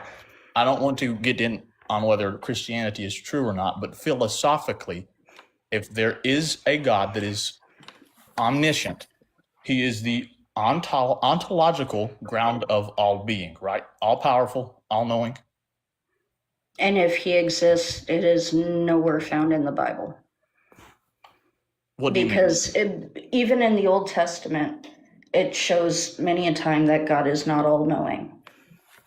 For example, that's a Christian teaching. Yeah, like for example, he has to go down in Sodom and Gomorrah and see if what people were saying was true. It was the same with the Tower of Babel. Well, yeah, but, you know, he was not all-knowing or all-seeing. You know, it's the same thing as, like, you know, if your kid's got a bunch of cookie on his face and you go, "Who ate the cookies?" You know? No, that's not what happened. That's not what happened. That's not what happens in the story. He tells them clearly, I have been told this. I have to go down now and check for myself. It's not the same. That's not analogous. No. And it's not the first time. Like, he didn't know that he couldn't beat steel chariots. He didn't know this, okay? That's a misreading of the text. I've seen no, this it's one not. before. No, it's not. No, it's not. And he didn't know I'm not. No, I'm Nebuchadnezzar done. wasn't I'm going done. to defeat Tyre. This is wildly Jim, disrespectful. do you know that you talk like You're- this to me, but you don't talk like this to Nick the entire time? You are 'Cause done. Nick was respectful You're from the very rude be- to me. I was very respectful. I didn't say anything out of line just now. Nothing out of pocket. I pointed out things to you. You want to dismiss them, and then you got mad at me that I wouldn't let you. And I'm just not going to put up with it. That was wild. It's just, I don't know. I mean, he didn't even know that David had taken Bathsheba until later. Like, he's not all-knowing. He never was. Like, I don't... This is such a Christian concept, and this is why I asked him from the start, why do you sign a soul contract without reading the fine print? Exactly. I don't understand it. It's just wild to me. Let me do a quick commercial for myself. You guys, thank you for 70,000, nearly 70,000 likes. I know it's a lot to ask, but I finish up in a half hour. So could we try to get to 100,000? That would be a lot, but I think we could do it. Also, I do have a gift goal. If we meet the gift goal, I'll stay alive for another hour. I don't even know if that's what you want today with the quality of characters I've had this morning. But if you do, just help me reach the gift goal. We'll stay live for another hour. Every time that you support this show financially, you're helping me upgrade my equipment so that I can stream more places, go live more often, and bring you some amazing subscriber-only content coming up in the new year. Everything's happening in the new year. I am still on baby watch, you all. So there's not much I can do about anything till the new year. In the new year, you will be hearing my new podcast called Auntie Sermons. And that is where I will be reading all the sermons that I read here, but I'm going to do it nice and crisp and clear and make it so you guys could just listen to that wherever you listen to your podcast. And in the new year, I will be thank you so much. Go wife your ass. Go wife your ass is what that guy just said. My ass has been wifed for 30 years. Thank you. Okay. Anyway, I will be releasing my album on Spotify. Thank you guys so much. It is called Ex Parte, and we listen to some of the music here every day. It has my hit songs, I tell you. Water's Edge, Abelina Ballerina, Consent, Ex Parte, Miss Me With That Misogyny is a bonus track on the album. No Kings, No Gods. I don't know if I remembered every one of them, but that's most of them. God, thank you, Shadow. Thank you so much. Oh my gosh, you're amazing. It looks like we will. He is making it rain. Thank you so much. It's like, I want to go another hour. Let's go. I think I still have a guest in the box, but I don't know if he's still here. I'll bring him up just if he is still here, but he might not be here because I made him wait a long time. It was G Tweet. I made him wait in the box that whole time. He left eventually, I guess. I didn't know if I could handle G Tweet today. I was all the misogynists. I think someone sent a Night Star, but it wasn't part of the gift goal or something. But we only need two more, I think. Well, thank you. Thank you so much. It looks like we just need two more, and then I'll be live for another hour. So you have, like 20 minutes. If you guys can drop two more, I'll be live for another hour. Can you wait till Friday? I'll be live again on Friday. Katie is Friday. I can finish it on Friday.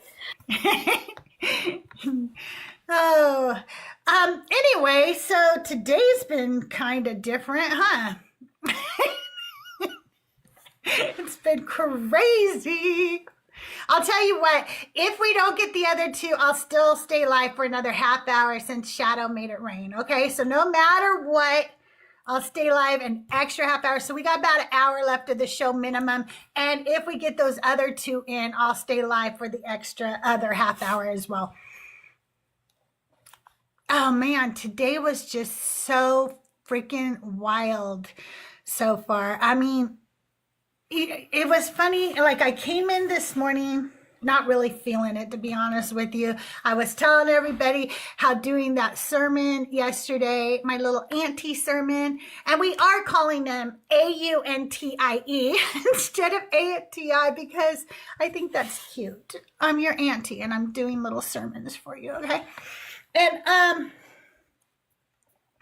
I was talking about that, and then I don't know why, but that angered so many men that I talked about my miscarriage. It just like fucking pissed them off first thing in the morning that I fucking had feelings about my fucking miscarriage. And it's just crazy to me. Thank you, Silly Goose. How dare you have feelings, Crystal? How dare you? What the fuck? Just crazy. What is? And then yesterday or something, we were talking about how in the church as women, when you're abused, they tell you to go back to your abusers, just like they did to Hagar in with Sarah, right? So we were discussing that very fucking specific thing. And somebody in the comments is all, men get abused too. Oh my God. We didn't center this around a man for a minute, you guys. We fucking talked about something that happened to women, and the man in the chat, his heart broke, and it was so sad. I felt so bad for him. Oh, poor lonely man. The world's smallest violin playing a song. Oh, that's so cool, Hammy. My husband wants to set up a studio for me too, and we're thinking about where to do. Okay. There's a place that I was doing all this. It's on the other side of the house, though. And I think that I am going through something where I want, like, when you were a teen or something, was your room your retreat place? Did anybody else have that feeling their room was their safe space? Yeah, I'm 39 and it's still my safe space. I think that's why I like to stream from here. It's my safe space. You know what I'm saying? Hey, Mason, how are you today? Can I get your age for TikTok purposes? Yeah, hello, 19. All right. And do you believe in a god or gods? Yes. Which god would that be? Deist God. Which one? The Abrahamic. Okay, so you're a Christian? Roman Catholic. Oh, okay. So that's a Christian denomination, Yeah, I'm Catholic, right? though. Okay. Oh, okay. Why is that so distinct for you? Why does that matter before Christianity? Theology and the concept that Christ founded Rome and the papacy. Okay. So a lot of times I hear from Christians that God can do miraculous things, but then they can't really tell me anything he can do. They end up telling me, actually asking me, what is it that I do? And I think that's kind of a cop-out, because if your God's all powerful, all loving, all knowing, he should be doing something. He should be fucking doing the miracles he promised us. And I just don't see it. So is God useless? No, with this whole explanation I feel like you're saying he doesn't explain anything, doesn't cause anything, he doesn't ground anything, but if he is to exist, or they, she, whatever you want to use the pronouns or whatever, then they are objective. Anything that coincides with God, since he is the objective, he creates What does he objectivity. do? Give me a practical fucking thing that he's actually done. He is the unmoved mover that starts the contingency No, of the that's universe. not practical. Show me a person he's fed. Show me somebody he's healed. Show me something he's done that you could prove he did it, and not just give me more empty claims. I mean, he Yeah, gave Linda he started- that new car. Yeah, he started the contingency of the universe, and that entirely explains motion and everything. He is the unmoved mover, and that whole explanation. That's just a defining. claim. That's just a No, presupposition. No, not at all, because there's grounding Yes, for it that is. claim. It's absolutely a presupposition. That's exactly No, what that is. that's begging the question. You're saying something The- that you have to prove. No, that's what you're doing, sir. That is literally what you're doing. You're just saying You're it. asking just for saying it. you're asking for non-metaphysical things. You're asking for something that is in the observable, in the physical realm, which would entirely contradict this whole theology and philosophy. It doesn't contradict his word, sir. He No. tells you over So and over what- again. what do you define- He tells you what do you define as useless? over and over again that he will feed you, that he will fill your storehouses, that he will be everything here to you on earth, that you will live in abundance here on earth. And then Paul came along and told you to suffer and enjoy it, and y'all went, okay, let's do that. Instead of going, what did God promise me? What's the context of the Hebrew poetry, though, that's written in? Most of it, when it says, like, the birth of from a woman is impure, I think that's used in the sense that's taken out of context, when it just all means that we are, dead to sin. I just feel I like haven't you're given you a taking this up- verse yet, so you can't say that I took anything out of context because I haven't given you a verse. You're actually using an argument that is fallacious. Context. That is a fallacious argument because you all say it when nobody gave you anything to cry context about. I never said a verse. So when you were talking about Paul and whatnot, was that not from the Bible? You brought up something Paul said. I said that Paul said that. Oh, so when you talk about God, is that also not from the Bible, which it has 66 or 73 I didn't books? claim depending a on- verse. You claimed that I used something out of context. I can't use something out of context did. that I didn't use in the first Why place. were I you did talking- not. When you talk What about are the you talking? scriptures, I'm gonna let when you Hammy talk reference- to you for a minute because sometimes it helps if a guy talks. It's like you guys hear it better. Go ahead, Hammy. How are you today?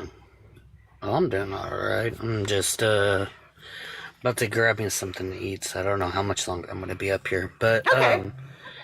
yeah. So you were talking about an uncaused cause or the first mover or something like that, Mason. yeah, I've talked to you before, Hammy. How's it going? Oh, hey, how's it going? So the uncaused cause. Why is that such a big like? What is that? How does that make sense? Well, first of all, in the explanation, like I mentioned, for that to be in existence, that would obviously not make God useless, since he is a uncaused cause, which is the starter of the domino effect. That makes sense because the infinite regression can merely not explain itself. What's the problem with an infinite regression? Because you cannot have a cause that goes on for infinity. You can't have anything that starts it. We observe the world in the sense that things go from being from potential to being actualized. You cannot just have something that goes from potential to actualize itself. Are you familiar with physics at all? Yeah, I'm using metaphysical claims too. Oh, awesome! So you're familiar with physics. You know about the first law of thermodynamics, right? No, I'm not very smart on the aspect of that, no. Oh, not a problem. I can tell you what it is word for word, which is energy can neither be created nor destroyed. It just changes forms within a closed or isolated system. It's not, energy is not proven to be not proven, it's proven to be finite, actually. It's not been proven to be within it's own. not. It operates It's actually, by laws around it. No, literally by the first law of thermodynamics. Not thermodynamics. Well, yeah, no, it is the first law of thermodynamics. It says that energy can neither be created nor destroyed. It just changes forms. Yes, energy doesn't actualize itself, though. It operates based off restrictions around it. It doesn't operate on itself. It goes from potential to being actualized just as everything else in continuous motion. Well, no, if it can't be created and it can't be destroyed. I'm sorry to tell you. How am I wrong if something cannot be Mason, created you're nor not- destroyed? Mason, you're just Hammy, going, you're so here's wrong. Dude, you're not addressing what Hammy's saying. Excuse me, I did talk now. No, you're not addressing what Hammy's saying. You're just blowing it off like as if he didn't just say something. You're like, oh, well, you're wrong, dude. No, he's not wrong. That is literally. Are you referring to the energy that's like on the Earth? You can unmute.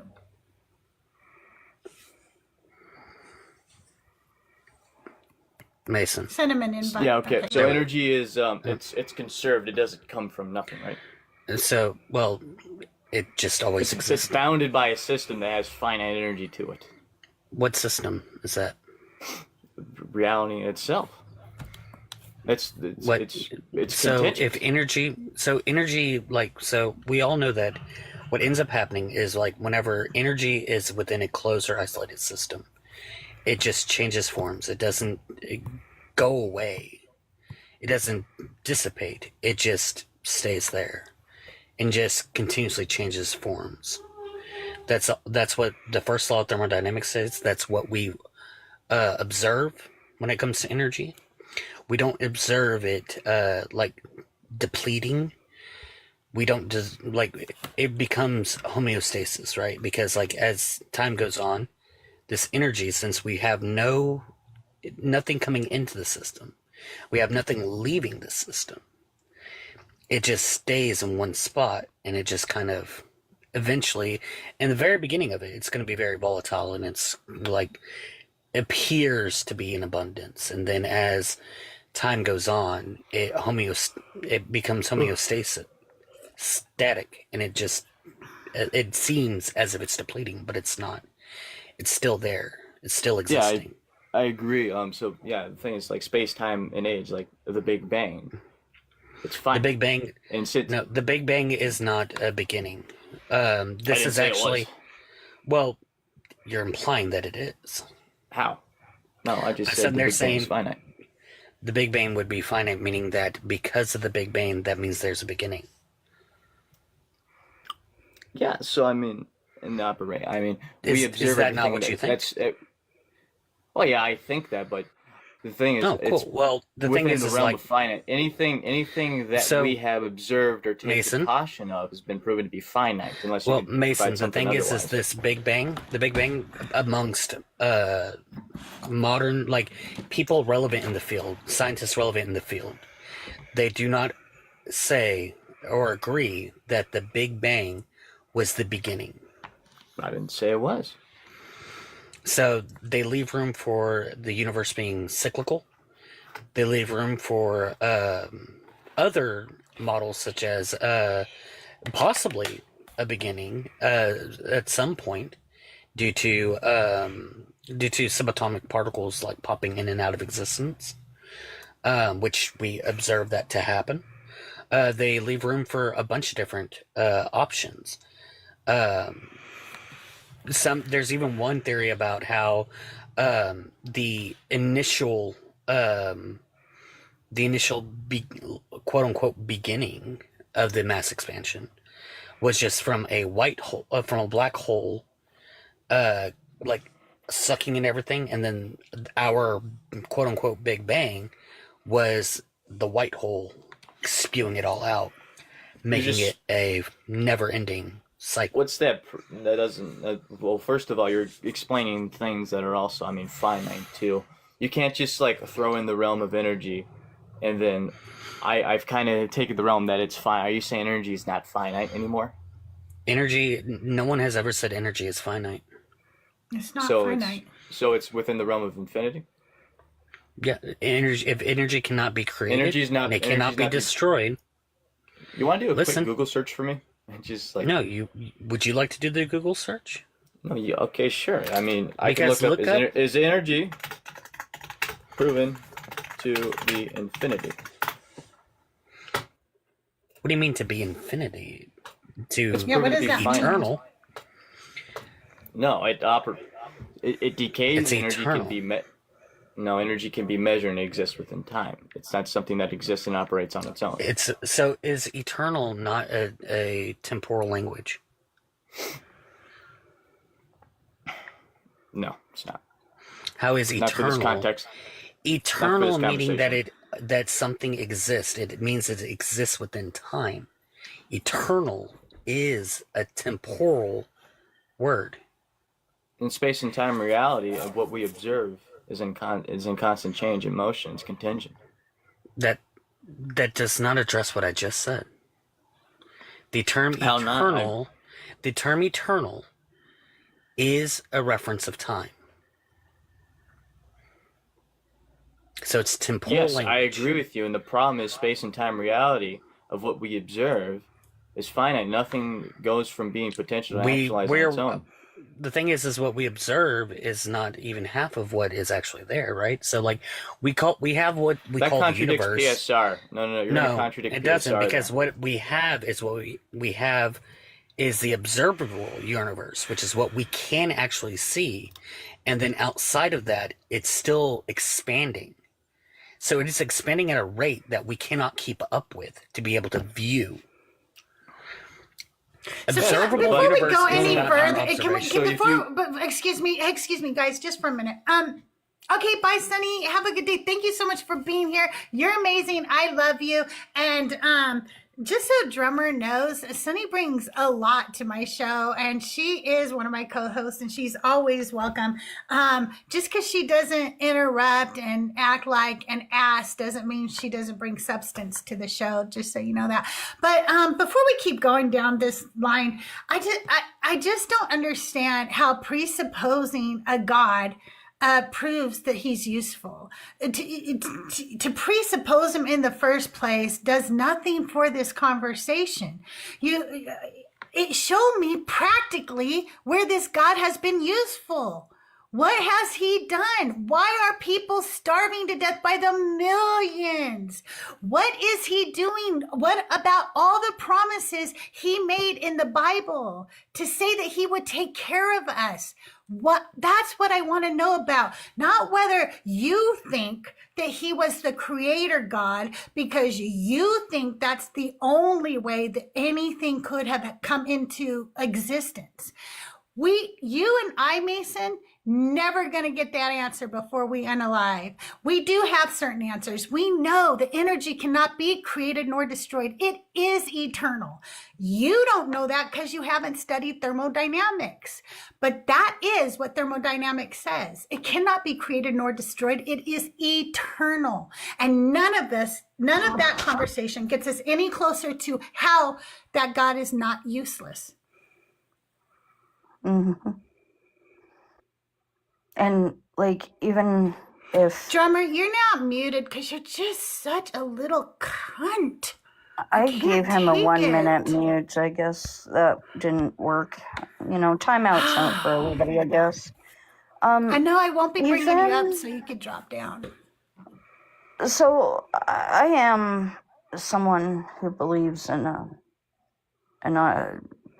deist type of God. What it is, we don't actually know. But even like backing off of what Crystal's asking, even if there was the uncaused cause God, you can't prove that it was yours. And this is what I was talking to the last guest about, because the Old Testament says otherwise. That's true.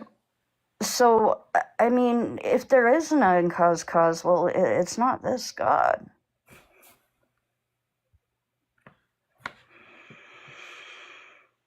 I just want to point out that an infinite regress is only an issue whenever you assume that something's created. And I don't know why people think that an infinite regress isn't possible, because it's just so simple. Go back negative amount of numbers, Mason, and tell me when you get to the end. I can tell you this: the conservative of energy implies the total amount of energy in the universe is finite with a simple Google search. So, Okay, so that's not what me and Crystal asked. What we're asking is, can you prove that this uncaused cause is your God? Which I know you can't, because the Old Testament says otherwise. However, your God specifically, can you prove that he's not useless? yes. So the unmoved mover cause. I'm not necessarily asking for the Arabic. Sorry, I'm dyslexic. Is within that realm. I'm just proving the aspect of God. But if God were to exist, or a uncaused cause, that being by definition just cannot be useless, because it would explain, it would have a cause, and it would ground everything. Okay, but so then the uncaused cause would not, in fact, be the God of the Bible, then? Well, in the Summa Theologica, when Thomas Aquinas explains, I mean, I don't the care. definitions of No, what... no, hold on. I don't give a shit about your Philbro buddies or the people you Philbro with. What I care about is the actual text itself. Now, I know Philbros are actually scared of the Bible. I get it. I get it. Okay, but what I'm talking about is the actual text. Now, the actual text says, right, and this is as per Jesus, anything you ask in my name, I will do to glorify the Father. How many Christians do we have asking in Jesus' name for, let's do something major, not something stupid, okay? Like a new car. Let's go, little Anne is 12 years old and is being raped by her stepfather, okay? Repeatedly, night after night after night. And she prays and prays and prays to Jesus, and she has more than the faith of a mustard seed, but nothing happens. Does that make Jesus a liar? Okay, so we can use that extreme version if you want to, but I like to use the extreme versions because I think Christians praying for stupid shit like a vehicle or that, it's, whatever, I think that's useless and that's selfish prayers. What I care about is prayers that actually would matter. So yes, I'm going to use an extremist example. Yeah, absolutely. So in the context, the way the Hebrew is written and the way the language is written, in my name more observes of a completion, request, and a mission. And prayer in general is not request in that sense, even though that's what the language means. It's more of understanding a deeper relationship with God. To assume that prayer can change is to assume that God can change. Anything you ask in my name, I will do to glorify the Father. Wait, Nick, we have to really sit with what he just said. He is basically saying prayer doesn't actually work, because if it did work, that meant that God changes. And so he's actually agreeing with many atheists right now. Prayer doesn't work. It's shite. Don't do it anymore. It doesn't do a damn thing. So that's basically what he's saying. But I want to go back to something he said earlier, because I'm tired of him jumping in to say this one thing that is absolutely incorrect. Is energy finite? Let me clarify for you what he's Googling and what it really says. Yes, in the sense of quantity.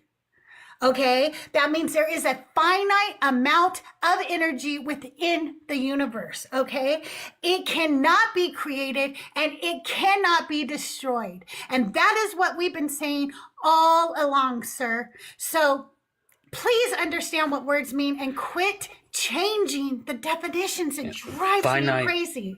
Yeah, finite in this instance isn't talking about that a time reference. Finite is talking about quantity, the amount of energy. The amount of the energy of the system remains the same, but it can't be created nor destroyed, which means that if the great majority of relevant scientists say that the Big Bang is not the beginning of the universe or the beginning of time, then that means it is eternal. So am I responding to the energy, or am I responding, because I just had two topics. First respond to Nick, and then you could respond to the energy. Okay, so the language. Actually, hold on. Before you respond, have you actually read the Bible? No, I haven't. Okay, read then the full you know thing what? Because I haven't read. You know what? I read the 66. No. If you haven't Protestant actually one or the read the Roman Bible, Catholic? then how can you argue for your God? Because I haven't read How the can you full argue 73 within the canon. what verse she said means? You sat there and said it didn't mean what she said, and you haven't even read the Bible, sir? No, sir. I mean, ma'am, I haven't read the full canon of the Roman of the Where's 73 where's books. the Catholic Which priest one? when you need Which him? kind did you read? Did you read the Ethiopian Bible? Which one did you read? No, so what you're referring to, and I assume the Bible that you're reading, which we have the same Why are books, you but you playing have games with 66. what the word Bible means? Why are you I playing have. games with that? I Let- know there's a fucking No. Catholic Bible and I know there's a Protestant Bible. Yeah. Which one did you read? Because you're acting like you read one but not the other. Just be clear. Well, okay, yeah. So I have read the Protestant version. I have read the Protestant canon. I haven't read the full 73 canon. So you read the whole Protestant Bible. So you're Catholic, Yeah, but you throughout read the my- Protestant Bible. That makes a Yeah, I lot of was- sense. This is That makes really Yeah, I weird. was a that I was a makes convert. amazing amount of sense that you as a Catholic would read the Protestant So, Bible and not the I want to Catholic Bible. clarify Well, they're a both the same lie he canon. told. No, I want to it's clarify a not. lie he told. I want to clarify a lie he told. John 14:13-14. I will do whatever you ask in my name, so that the Father may be glorified in the Son. If in my name you ask me for anything, I will do it. And the Greek here is, and please excuse my Greek. I don't speak Greek. Hoti on ite esti en to onomati mo. Okay, and it means to request or petition.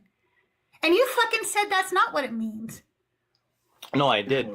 And I actually can said the tell Greek- you're I a actually said liar. the Greek- You aren't a Catholic. And do no. you know how I know you're not a Catholic? Because there is a difference between the Catholic Bible and the Protestant Bible. have said it. there And was. that the Catholic Bible has more books. It's got the Apocrypha. So I just caught you in a freaking lie, my guy. If you were a Catholic, you would know that. Don't give me there's Why no would you difference read the between Protestant the two. Bible? Okay, so Why here, would can I you read finish, the please? Protestant I- Bible? Yeah, Yes, yeah, go ahead, So go ahead. the reason but when I said I haven't read the full Roman canon is because I haven't read the rest of the books in the canon. I wasn't raised a Catholic. I am a convert to Catholicism. Which is why Okay. which is why my That's fair. life And when I've did you only convert? read the 60 I've only read the 66 books. When did you convert? I converted April 19th of 2025 during the Easter Vigil. Okay, and before we go any further, what I want to say is the reason why we got all weirded with you is because nobody sits there and does what you just did, by the way. I've talked to Catholics, I've talked to Protestants, I've talked to converts. And when I say, have you read the Bible, nobody tries to qualify what the fuck I mean by that. They don't go, well, I've read the Protestant, but I haven't read the Catholic, but I've read the Catholic, but I haven't. They go, yes, I've read the Catholic Bible, or yes, I've read the Protestant Bible, but nobody tries to qualify it. And what you were doing made it seem like, oh, well, I'll just pretend like I don't really know what they mean by Bible when I respond to this simple question, have you ever read the Bible? It's weird, Well, dude. the word Bible just means like numerous. Oh my God! books. See, you're The gonna Bible be itself. pedantic So about that- the word Bible. You're gonna be Yep. pedantic about the word No, the- Bible, dude. Really, that's what I'm talking about. It's very hard to have a conversation with somebody who goes, "Oh, the word Bible, it could mean this." We know what we're talking about when we use that term in this conversation. Okay, I apologize. I just wanted to Bible. confirm which can't. What was up? Who said? Somebody tell me. Somebody asked me something. Define Bible. Yes, numerous books is the origin of. I forgot what word. Right. Well, what language the word We know Bible that, comes right? from, but it means numerous books. Yes, ma'am. Right. We know that. We know that. But we also knew that what we were talking about in this conversation, we were asking you if you read the Bible because you were claiming context and saying at the same time, basically that you haven't really read the Bible. And then you came back and said, well, you had read the Bible, but not that Bible. And we were like, what do you mean not that Bible? We haven't even said which Bible. We just said the Bible. And then you start playing weird word games with the Catholic Bible and the Protestant Bible and stuff. It was just ridiculous, sir. It was just totally to avoid answering the question. You cannot claim context if you don't know the context. You can't claim that this means something that doesn't mean. It does mean that you can ask for a very specific thing and God will give it to you and it will be done to glorify him through the Son. And that was an empty promise because you cannot do that, sir. And you guys can massage that text any way you want to smooth it over for yourself so that you're okay with somebody making you empty promises. But I refuse to do that. I am not going to go, oh, okay, well, let's pretend that doesn't really mean what it says so I'll feel better about the fact that my mother still died. Well, I mean, you're reading it in the full context of the English language when that wasn't how it was portrayed. I'm reading it in the closest translation to the Greek, the NRSVUE. Yeah, absolutely, but you're still reading it in the English language that portrays. No shit, Sherlock, but I have the Greek right here because I fucking looked up the Greek, sir. Yeah, but to ask to it, yeah, what's I. So how much don't wanna- Greek do you speak, Nason? I'm just. I don't know much Greek. No. Okay, so then stop appealing to translation then. Yeah, I can appeal it to translation. No, if you don't know Greek, you can't appeal to translation. It still says what I said it said, even in the Greek. Go ahead, Hammy. Well, I was just going to say that whenever it comes to the NRSVUE, that's the one that most scholars and like people going through seminary read through. Like it's attested to be the most accurate to the original language. But I mean, you're taking it in the context of like sola scriptura. No, I'm taking it into context of the fact that they've taken the original Hebrew and the original Greek and translated it to English. Yes, but the definition she's giving, like, in my name, she's trying to make it sound like once you ask in my name, that request will be granted, which is a very It does say that. It does say that. Why would it mean anything differently? Because it would mean something differently because otherwise he would have to admit that Jesus was a liar. That's why it means differently. I will do it is how the verse ends. I will do it. It's not I might do it. It's not in my own terms. It's not if you have enough faith. It's not if you say 20 Hail Marys, because Jesus didn't believe in all of that Catholic bullshit, by the way. It isn't in any of that.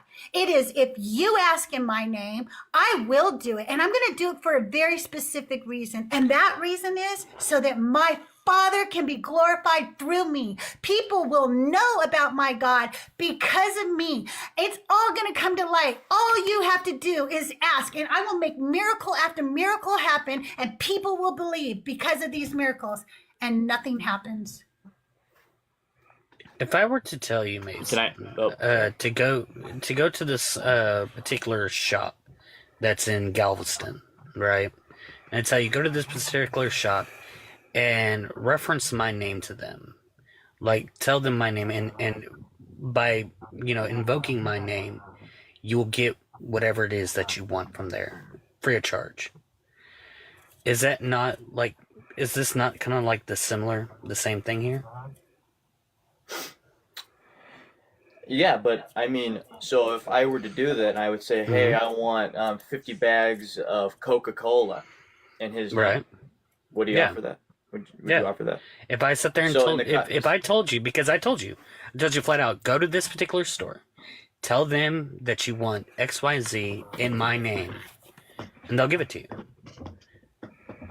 So, but like, in that prom, you're referencing something, first of all, you're referencing something that would contradict the Christ character of what Jesus Christ in himself would represent. How would that contradict the Christ character? Okay, here's, like if you go. The problem is how do I get interrupted here? Well, I'm sorry, but I want to make sure that we're kind of like on the same page here, right?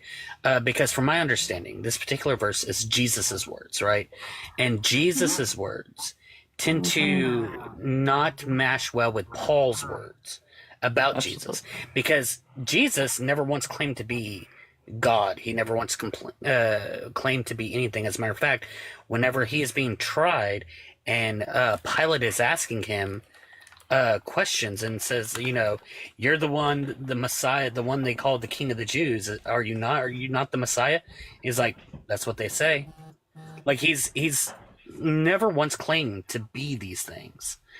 And so whenever as a matter of fact, there's a bunch of different verses where he sits there and tells people that, through, like, this is my God, my Father, our Father, blah, blah, blah, blah, blah.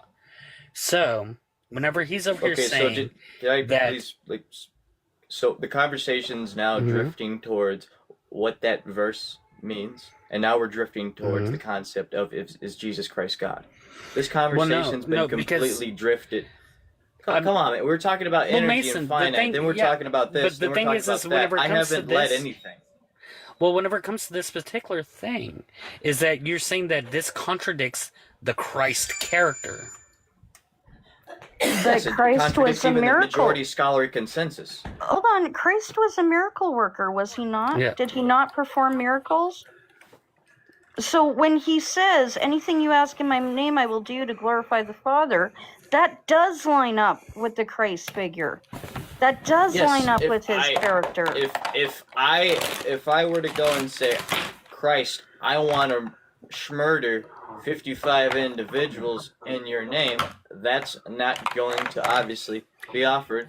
No, that's not the same. That wasn't what we Jesus. brought up. Wait.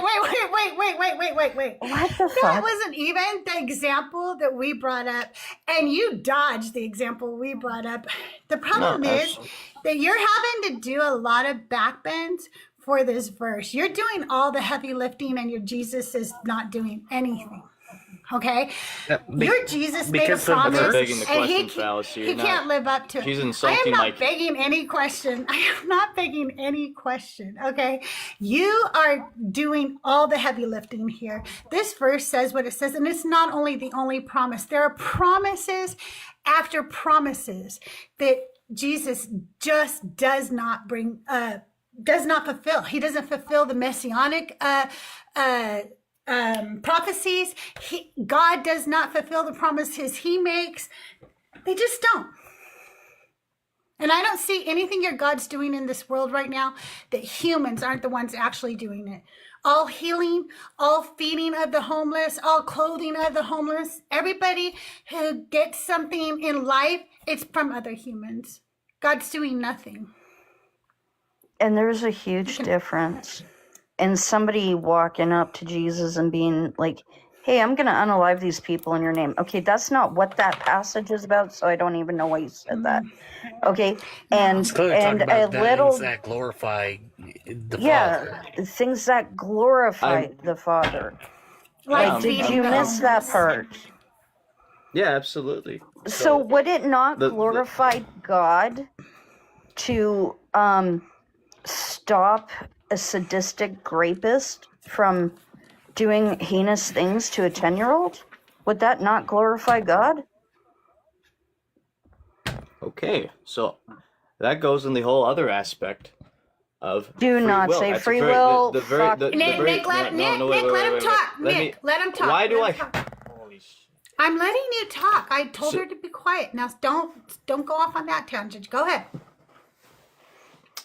So, with the whole concept of prayer, like I mentioned, it has always been widely believed in Christian theology that prayer, in the sense, is always to be in deeper relationship. Even St. Augustine said that. It's never been. If I were to do a prayer and it were to change God's request, that contradicts God being. If God could change something with it not being his will, then it contradicts God. Something within my realm, I cannot change it. Because his will... Oh, so he's lying throughout the Bible when he tells to you to come to him with prayer. He's lying. No, absolutely not. So, yes, he is. Because you're doing this again. Hold on. If we can't do anything that goes our against prayers so that he can help us. If we're not supposed to go, like, if we can't go to him in something that's in his will, like, if it's in his will, then he won't. And you say something that goes against that will, he's not going to do it. Well, here's what's the point of prayer?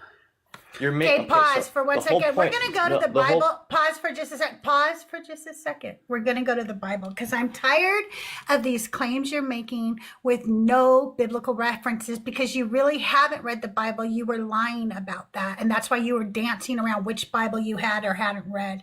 Matthew 7 through 11 will talks to you about prayer. It talks to you about the response too. It says, ask and it will be given you. Search and you will find it. Knock and the door will open. Psalms 50:15 says, call on me in the day of trouble. I will deliver you and I shall glorify you. That is God saying, I'm going to do something for you. Are any among you suffering? They should pray. That's James 5:13 through 16. Matthew 6:8. Your Father knows what you need before you ask him. So he knows, but he still wants you to ask, okay? Isaiah 46:10. My purpose shall stand and I will fulfill my intention. He is already going to fix you here. And even Job, through everything he went to God with prayer. You cannot tell me that your free will overrides prayer and stuff. So God does not give a fuck about free will in the first place in this Bible. And that's why Nick was trying to interrupt you. And Nick, I'll let you take over the free will conversation if you want to. But this Bible never talks to you about free will. That, again, is a Christian concept that is not biblical. No, yeah. That's comes from 4th century. The concept of free will didn't come until around the 4th century. It was a philosophical way of thinking. There is no free will in the Bible. What we have in the Bible is predestination and things according to God's will. There is no such thing as free will, not even on a biological level do we have free will. Fight, flight, and freeze response is like the number one example how free will does not exist, because fight, flight, or freeze goes against a person's free will to choose what they're going to do in that millisecond. Again, we have things like schizophrenia. Where's the person's free will to stop hallucinating? Free will does not exist on every level. We have choice. We don't have freedom of choice, but we have choice. But there is no such thing, and has never been such a thing as free will. It's a 4th century concoction. Okay, so within that whole context of what you're reading, there has never been a claim or belief that God himself will change his will for an aspect of what man That's a lie. wants. You're implying. That's a lie. No, absolutely That's not. not biblical. God said he regretted making man many times. Every scholarly consensus, every church consensus, that's always how it's been. The whole theology of it, you're taking something, you're misrepresenting it. Mason. No, absolutely not. Mason, when Moses came down with the tablets the first time Give around, me the Bible verse. and he breaks the tablets. What does God say he's going to do to the people?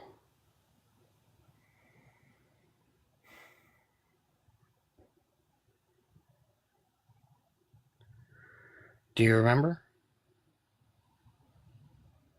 You should know this. It's in the Protestant Bible.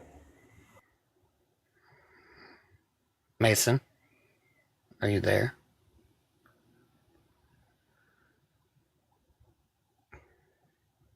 Mason,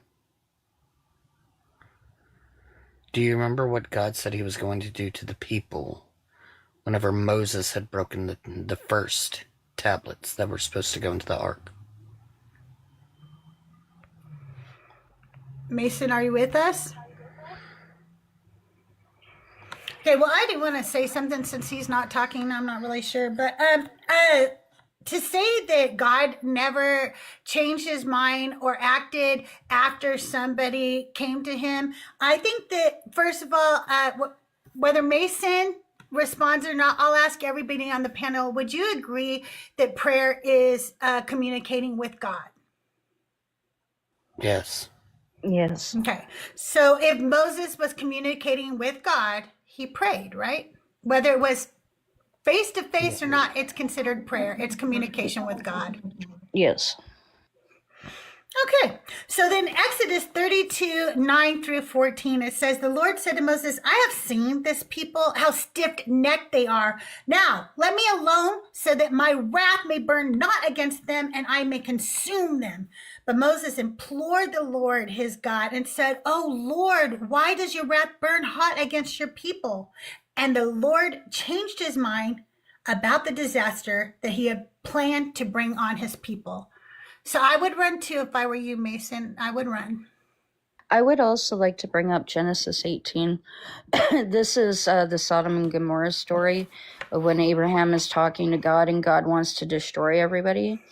And we'll start at 26. And the Lord said, if I find at Sodom 50 righteous in the city, I will forgive the whole place for their sake. Abraham answered, let me take it upon myself to speak, my Lord. I am who am but dust and ashes. Suppose 5 of the 50 righteous are lacking. Will you destroy the whole city for lack of 5? And he said, I will not destroy it if I find 45 there. Again he spoke to him, suppose 40 are found there. He answered, for the sake of 40, I will not do it. Then he said, oh, do not let my Lord be angry if I speak. Suppose 30 are found there. He answered, I will not do it if I find 30. He's constantly changing his will because Abraham is putting him to the test. He went all the way down to 1. He went all the way down to 1, though, in the Sodom and Gomorrah. He said, there was like, look, Lord, what if I only find 1? He's like, hey, look, if you find 1, shit, I won't do it. But then he lied about that too, because Lot supposedly was a righteous man and he was living there. But then they were like, no, take your family and run. And then we could talk about Hezekiah too, because in Hezekiah in 2 Kings 20, 1 through 6, God says, set your house in order or you shall die. You shall not recover. And Hezekiah prayed. And before Isaiah had left the middle court, the word of the Lord came back. I have heard your prayer. I will add 15 years to your life. What the fuck is he talking about that God never intervenes in the Bible when people ask him to? Never. I mean, sometimes he sits there, and this goes with the whole free will argument too. Is like whenever people are like, "Oh, well, we have free will." It's like, where the fuck was Jonah's free will? God sat there and said, "Jonah, I want you to go here." He said, "No, I'm not doing that." So God's like, "Bet, here's a big ass fish. He's gonna swallow you." So he did that. Then sat there and rowed him over to the land that was the closest by it, spit him out there, and said, "Hey, fucking go." He's like, fuck, damn, all right, bet. Jonah got mad. You could go, Shadow. I'll let you go. Go ahead. You haven't said much, Shadow. No, it's all good. I just want to point out, God didn't do anything for this conversation. It was Nick that was, doing things. It was Hammy that was bringing up physics. And Crystal, you were looking up the translations. I saw that God did nothing. God didn't even provide one of his followers Wi-Fi today. Everybody knows that if you call churches, God's not going to provide baby formula. So, I mean, nope. I would say that really falls in line with your topic today. I think it does. I really do. He's been pretty useless today for sure. But back to Nineveh, for some reason, I had also had Nineveh on, but I was thinking about it because God says 40 days more and Nineveh shall be overthrown, and then the people repent. And that's what actually pisses Jonah off, is that God is like, okay, now I'm not going to destroy them. And Jonah was pissed about that. He was like, oh, no, you should have fucked them up. It's one of those things where he's like... It's one of those things where it's like, Jonah, go here. Nah. It's like, all right, you get swallowed by a fish, spit out there, and he's like, Jonah, go there. It's like, all right, fine. He's like, you know what? No, I'm not going to do that. And Jonah's like, oh, come on. Right. I see Jim Carrey, when he spits out his drink. What movie is that from? Oh, Liar, yep. Hey, Loopy, how are you today? Good. A couple of things I wanted to say real quick to the conversation that had already been going on is free will. Just what about Pharaoh? I'm going to bend Pharaoh's will and make him not Right. Jews go. And he changed Pharaoh's mind. Well, actually, Loopy, the thing is God already knew that Pharaoh was going to harden his own heart, so God went ahead and did it anyways. Okay. Well, and I love there's a page somewhere on the net. There's a web page called Jesus Lied. I think it's what it's called. If you look it up on Google, that's where you'll find it. But it has they the worship the listing. other gods too. I want to point that out. I was going to say it has the listing of the 10 times, or not 9 times, I think it was, in the Bible that God promises things for prayer. There's 9 different verses like the ones you were reading. We don't even have to go to prayer when it comes to Jesus lying, because, I mean, like, he sat there and told his apostles, he goes, some of you will not taste death whenever the Son of Man comes in the glory of his kingdom. He's sitting there saying, at the second coming, there's going to be people who were alive in that little area they were in, that he was talking to his apostles. Some of his apostles were not going to unalive before the second coming. So either Jesus lied, or there are over 2,000-year-old men walking around here just like, hey, what's up? I've been, it's one of God's My followers. understanding, I had a girl. Sorry, I had a girlfriend who was Jewish, and she said that there's a thing among certain Jews that there's the wandering Jew who wanders the land, and he's still alive today, and that's why Jesus' stuff didn't have to come true. And it's like the group of Jews that believe in Jesus. Believe the that there's this Messianic wandering Jews, who are not really Jewish people. No, they're not Jewish. But they believe they think they are.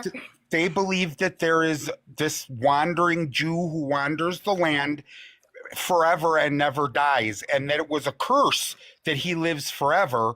But because of that, he was present with Jesus, and that's why Jesus' stuff doesn't have to come true. Supernatural did it when better Jesus whenever... did, wait, and one thing I will say is Jesus also says generation, and the Greek word for generation is used. This generation will not pass, is what he says, before all of this happens. And he's lying. It's obviously lying.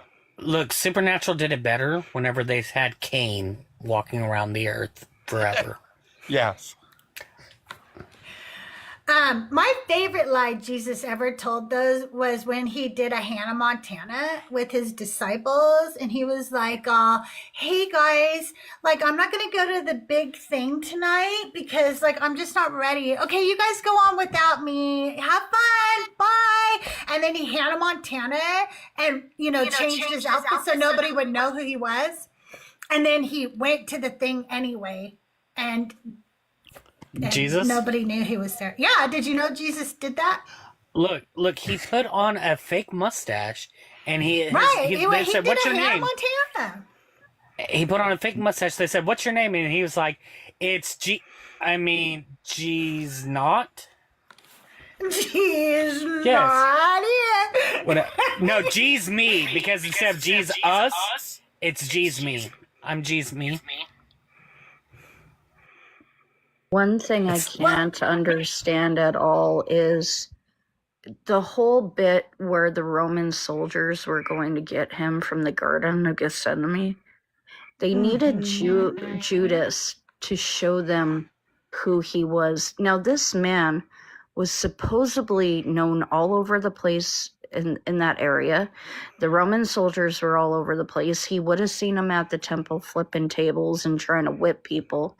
Apparently this man was well known. 5,000 alone, right? The freaking Sermon on the Mount. Exactly, but they needed Judas to show them who he was because they had no idea what he looked like, supposedly. Yeah. So this really famous dude is going around disturbing shit. Yeah.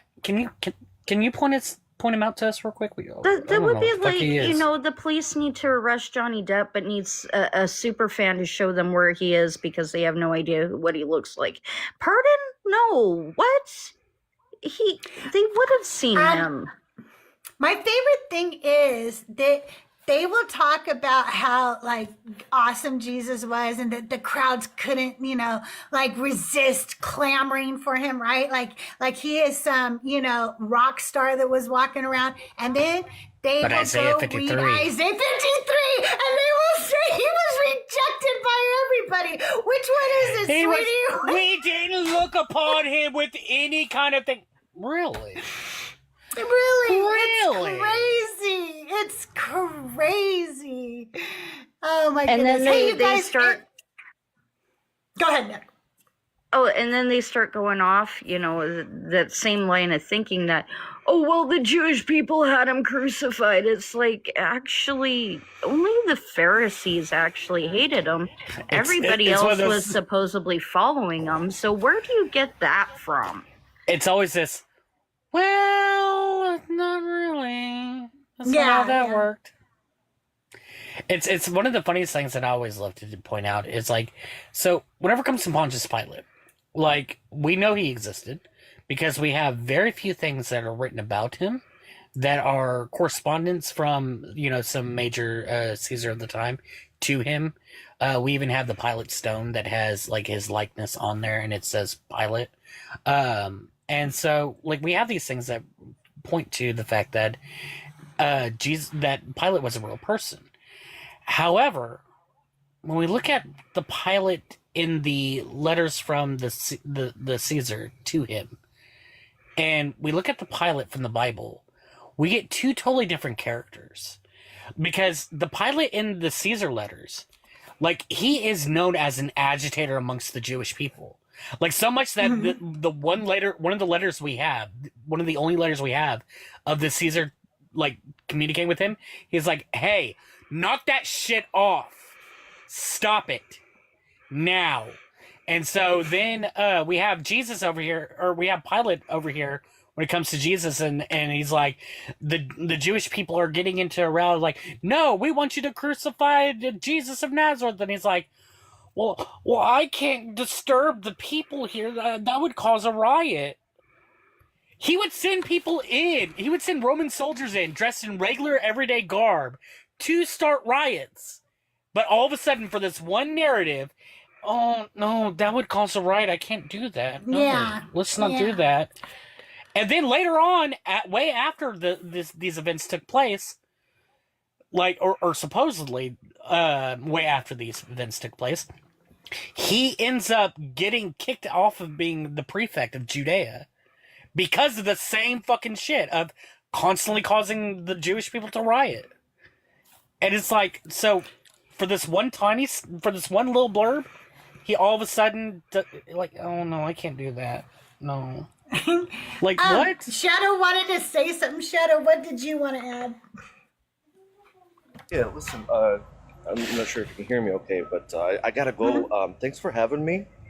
Thanks for being here. Thanks for all the gifts. Thank you. Yeah, of course. Like, hey, Crystal, it's always a pleasure to like be on your panel. Like, it's an honor and a privilege to like be just like in your community, in your space, like, thank you for having me.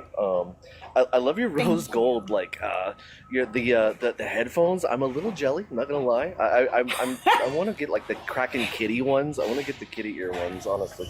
But anyways, Nick, Hammy, and our new guest, Loopy, like, thank you. W panel, W host. Listen, I'm out. W I'm out. Shadow. Thanks for having me. W Shadow. Make sure you guys follow Shadow. And also, if you like adventure role-playing game stuff, he does adventure lives that are so good. You gotta go listen to him. I love him. Thank you, Shadow, for being here. You guys If you ever wonder- doing D&D, I'll definitely join up. I think they're doing a Western thing right now. Yeah, I think they're we still should. on the Somebody. Western thing. Hey, One of our this dungeon Texan masters should do a one-shot. Look, this Texan accent can definitely do a Western thing. You guys Well, ever y'all wonder? know I can do one. Y'all have heard me talk as the deaconess many times now. You guys ever wonder if maybe there is a God, but he is just so sick and tired of fucking Christians that he doesn't have the spoons anymore? So Look, he's all like, I'm going to let the atheists and the pagans deal with them because I'm look, done. no, this is what it is. This is what it is. We are a big game of D&D, and God is just keep rolling nat ones. That one's literally. I am really, really tired of what I'm rolling then. And why did I set my character up like this? I couldn't have thought of a better character.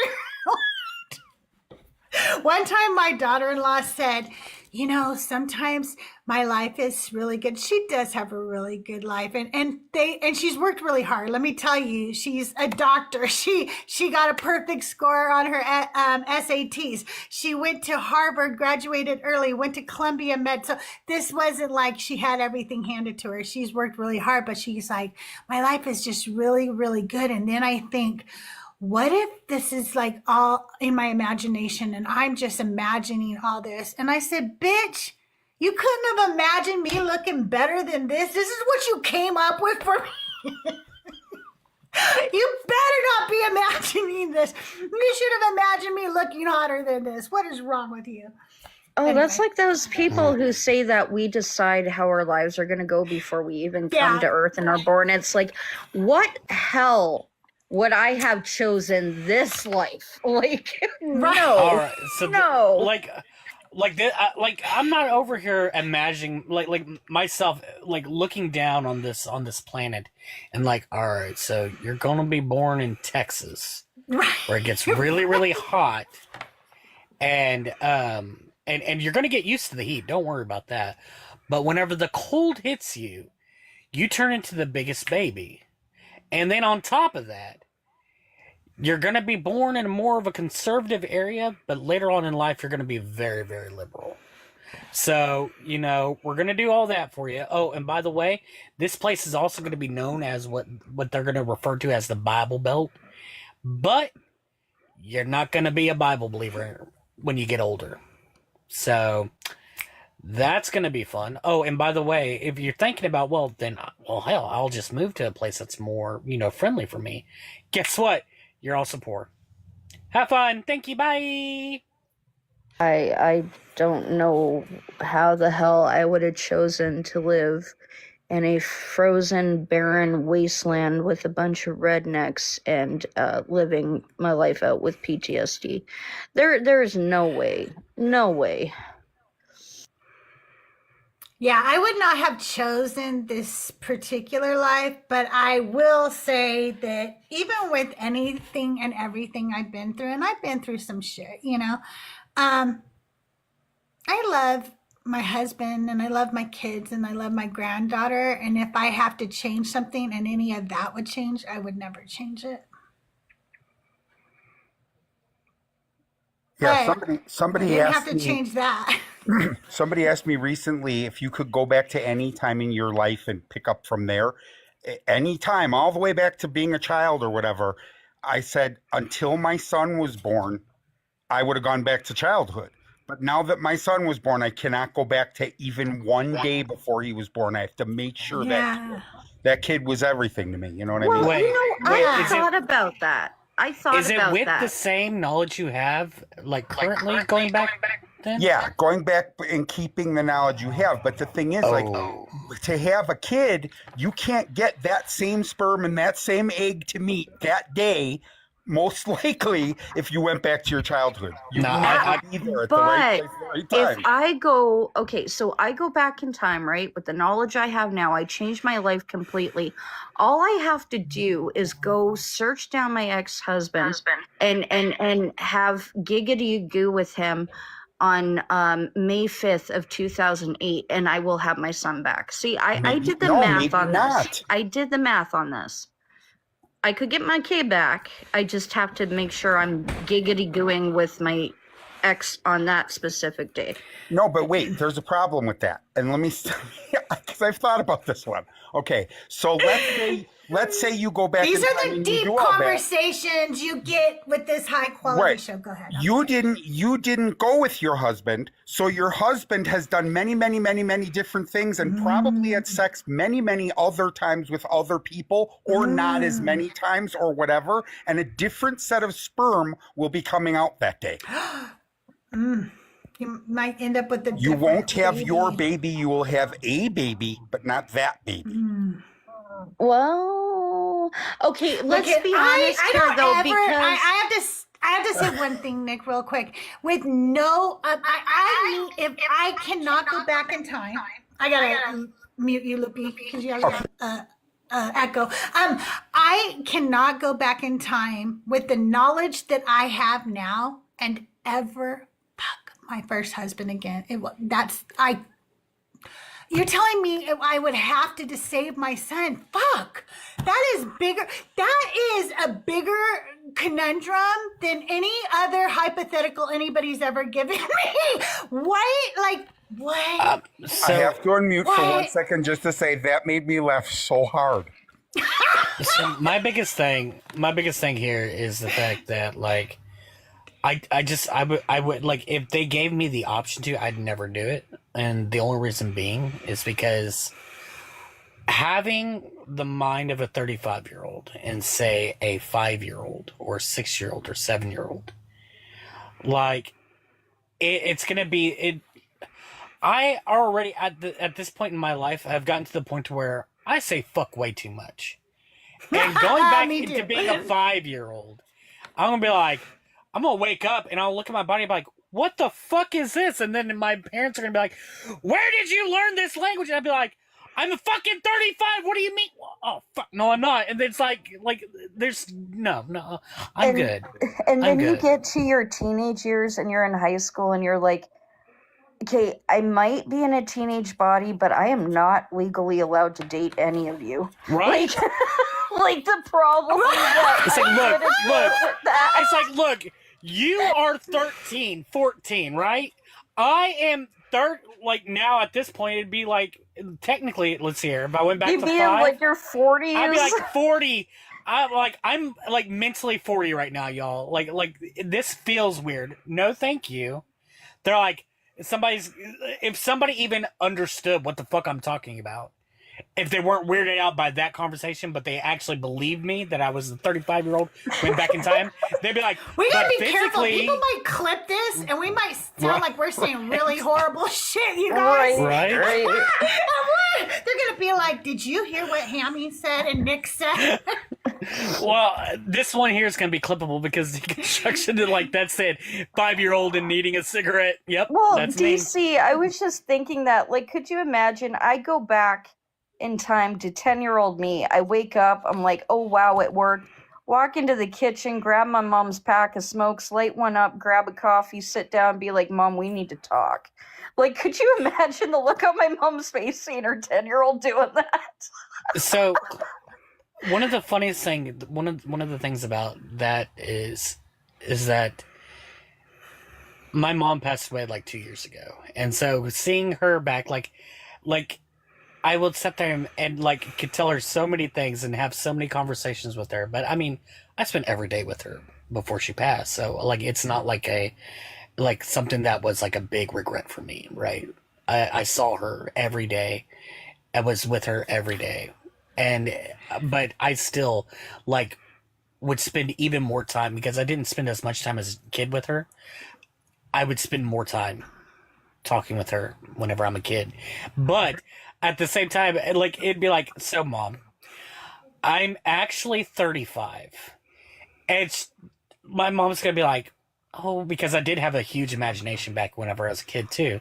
It's like, oh, you and your imagination. Is like, no, this is not imagination. I'd have to sit there and be like, okay, look, in the year 2012, we're going to have a black president. And she's going to be like, what?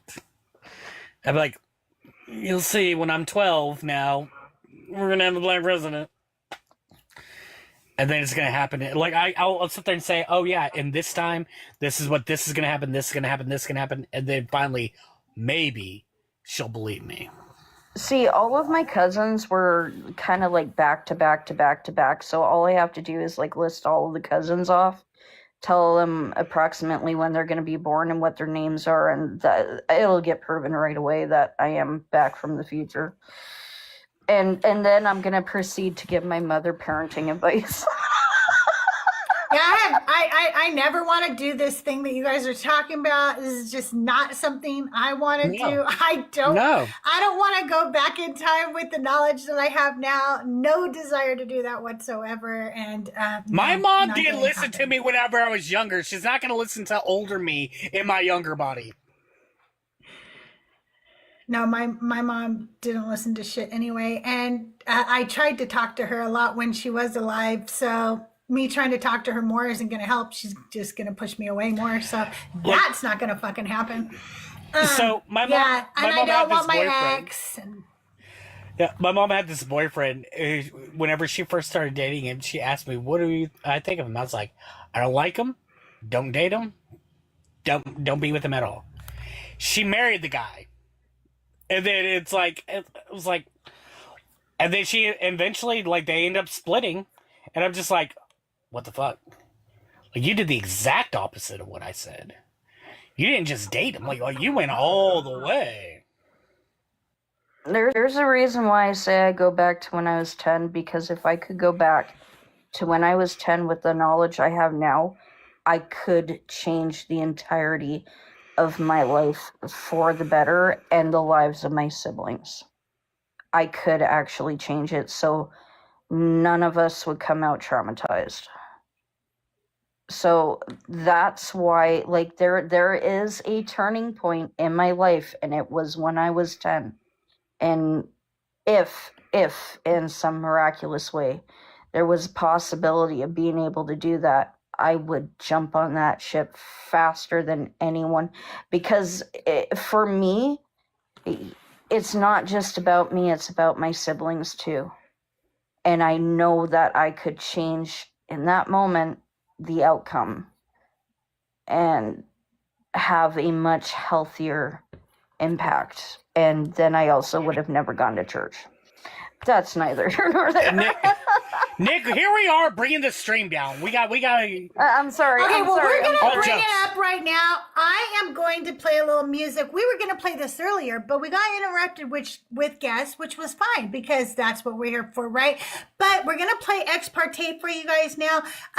We're going to go back to the Garden of Eden, and we're in a courtroom, and we're going to talk about what really went down in the Garden of Eden, and then we're going to address the fact that women were not invited to Mount Sinai when the covenant was laid out before us. So that progressive. is my song. Thank you. That is my song, Ex Parte, and here you go. This one's for the ladies. I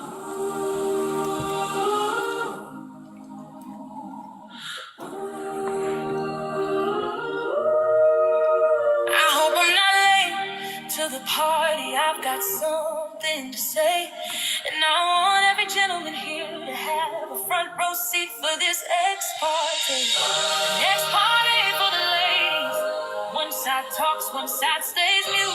You carved your covenant in marble, but forgot the feet that swept the pews. We bore the sons that filled these seas, and you signed the pact without the wound that bleeds. I call this court to order, heaven and earth bear witness today. Let the record show from the garden's first spring, the blame had a woman's name. Two men sat in the shade of a tree, Adam and Yahweh right in history. They needed a scapegoat, they signed the brief. From that moment on, sin's name was Eve. Leave two men alone, it's always the same. If they can't find a woman, they'll make one to blame. This is my ex parte, my one woman plea. You created calamity and tried to frame me. You call it divine, but the terms were deceit. I stand unbound with chains at my feet. Oh, at Sinai's peak, no woman was hurt. Shekinah silenced, her fate secured. Let the judge and jury see. The law came by, but we didn't concede. The contract is null as divine. May the record show no woman sign. We never needed a savior or lamb, because the truth is sin's name is man. Sin's name is man.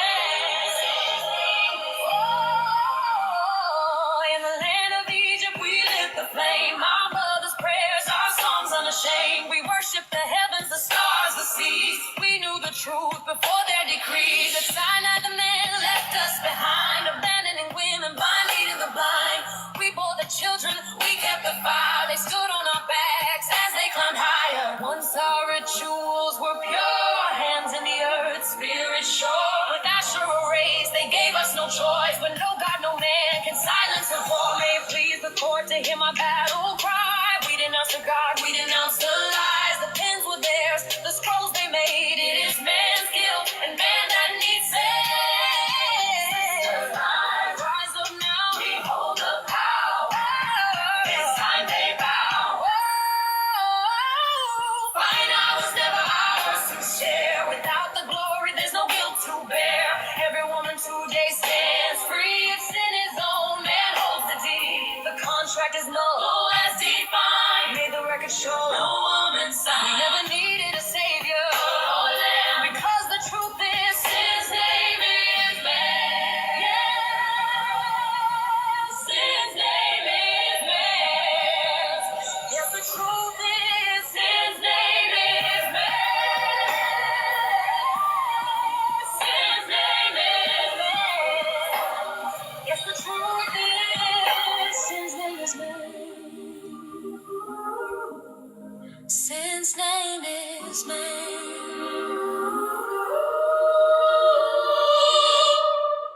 My album Ex Parte will be coming out on Spotify. I write the lyrics. Yes, the music and the vocals are AI from the Suno app. All of my songs are in my Discord along with my Auntie Sermons. And if you haven't read those Auntie Sermons, you should. I will be doing a podcast of them very soon. I'm going to start recording that this week. So we should be able to get some episodes up pretty soon. I want to thank everybody for being here today. You know,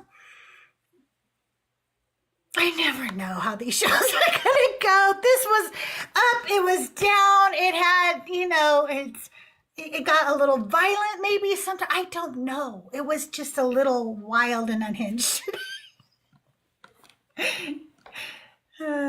But Nick, Hammy, thank you so much for being here. I really appreciate you both.